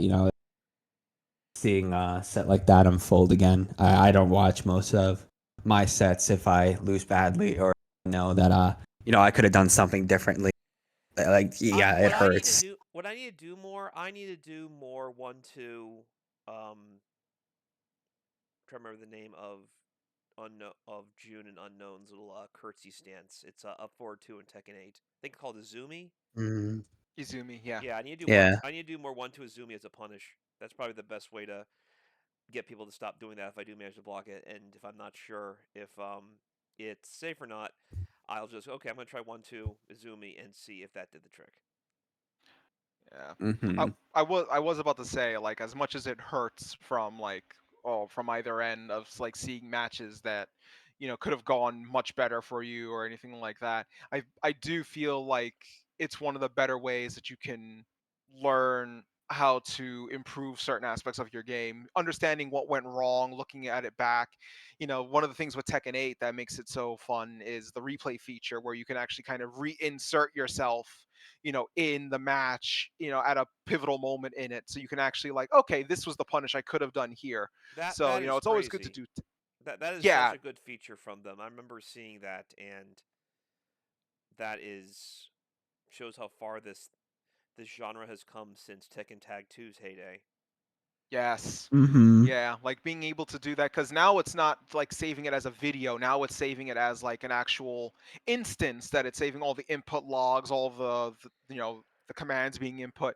So now you insert yourself back in this game, and it's like, okay, this is what I could have done to punish this, or in the game even showing you different help, commands and different little tooltips for that sort of thing. And that's one of the great features of Tekken 8. And even though earlier games don't have features like that, it's still something to kind of draw your attention to looking at old footage. Even if you've lost or didn't go your way, it's one of those things where studying that old footage can help you look and go, oh, I was weak in this area. This is what I can shore up here. Or I need to know how to punish this and that sort of thing. It's all part of that process of tape study in that regard. As a former champion, I'm no stranger to tape study. So thank you too Mm. for commenting the tapes that I brought to you this evening. As you have said, this is the end of our stream. Before we go, I want to give you guys and myself a chance to talk about what's coming up. On my end, I am going to be mostly chilling in Richmond. We have the King Returns 17 coming up, which will have Soul Calibur 2 and Tekken Tag 2 as the games of the month. That's going to be the first Saturday of September at our usual location, Dawnstar Games. Additionally, in October, I will be in Columbus to celebrate the. It's kind of hard to see here, but I will go back to the Tag 2 screen to make it easy. I'll make a new flyer for it later. At the end of October, I will be in Columbus, Ohio to celebrate the conclusion of TMNT Cross Just League Turbo's development, as we will host an all weekend event focusing largely on that game at the Level 1 bar, which has been supporting that game as a weekly since the start of 2023. And beyond that, I don't know what else is coming up. I'll be running a large event, kind of a prequel to my what I hope to be an annual thing with ImmerseCon. We're going to have a mini ImmerseCon in late January at the park in Richmond. That is the bowling alley indoor golf course hybrid. We will have the usual assortment of games there: Street Fighter, Guilty Gear, Tekken. We'll probably have one of Call of Duty or Rocket League there, potentially Smash again. For those of you who are faithful followers of the Psycho Blue SFXC channel, you saw that I posted streams from ImmerseCon for Smash Ultimate, Street Fighter 6, and Tekken 8. What did not get aired were the Rocket League and Call of Duty tournaments that we also run there, as those are our main 5 games for the RVA Esports Championship, and we'll have further updates for that as the months progress as we move into the winter and then the summer of 2025. Okay, I'll let you Nice. guys say what's coming up. How about you, Regent? You go first. Well, right now, in regards to tournament scene or anything, I'm currently not really doing much commentary on that front right now. But I'm always looking to get myself in the weeds of things with like Tekken 8, with Street Fighter 6 especially. I have a soft spot for Tekken Tag 2 as we see here. But as far as that goes in the online scenes right now, I believe there is a Dogs of War tournament this weekend on Anya's end for her side of things. So perhaps I could check and see if I'm going to be doing commentary for that.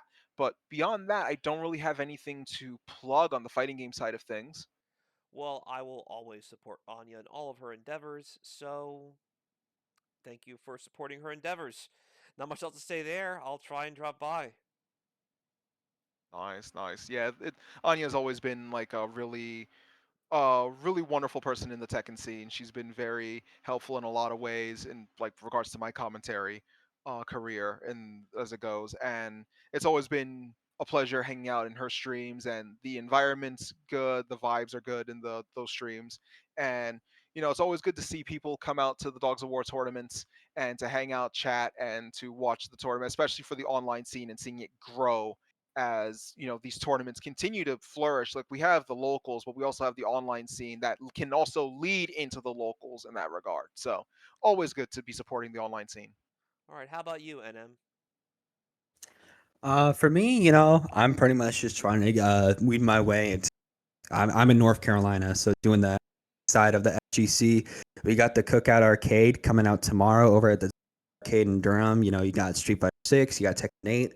And instead of Guilty Gear Strive, you have a little bit more of a retro throwback with Third Strike Street Fighter 3. And I know Tournament of I'm not going to something else to do, but that's happening this Saturday. God's usual. Does Mills still pull up in Durham?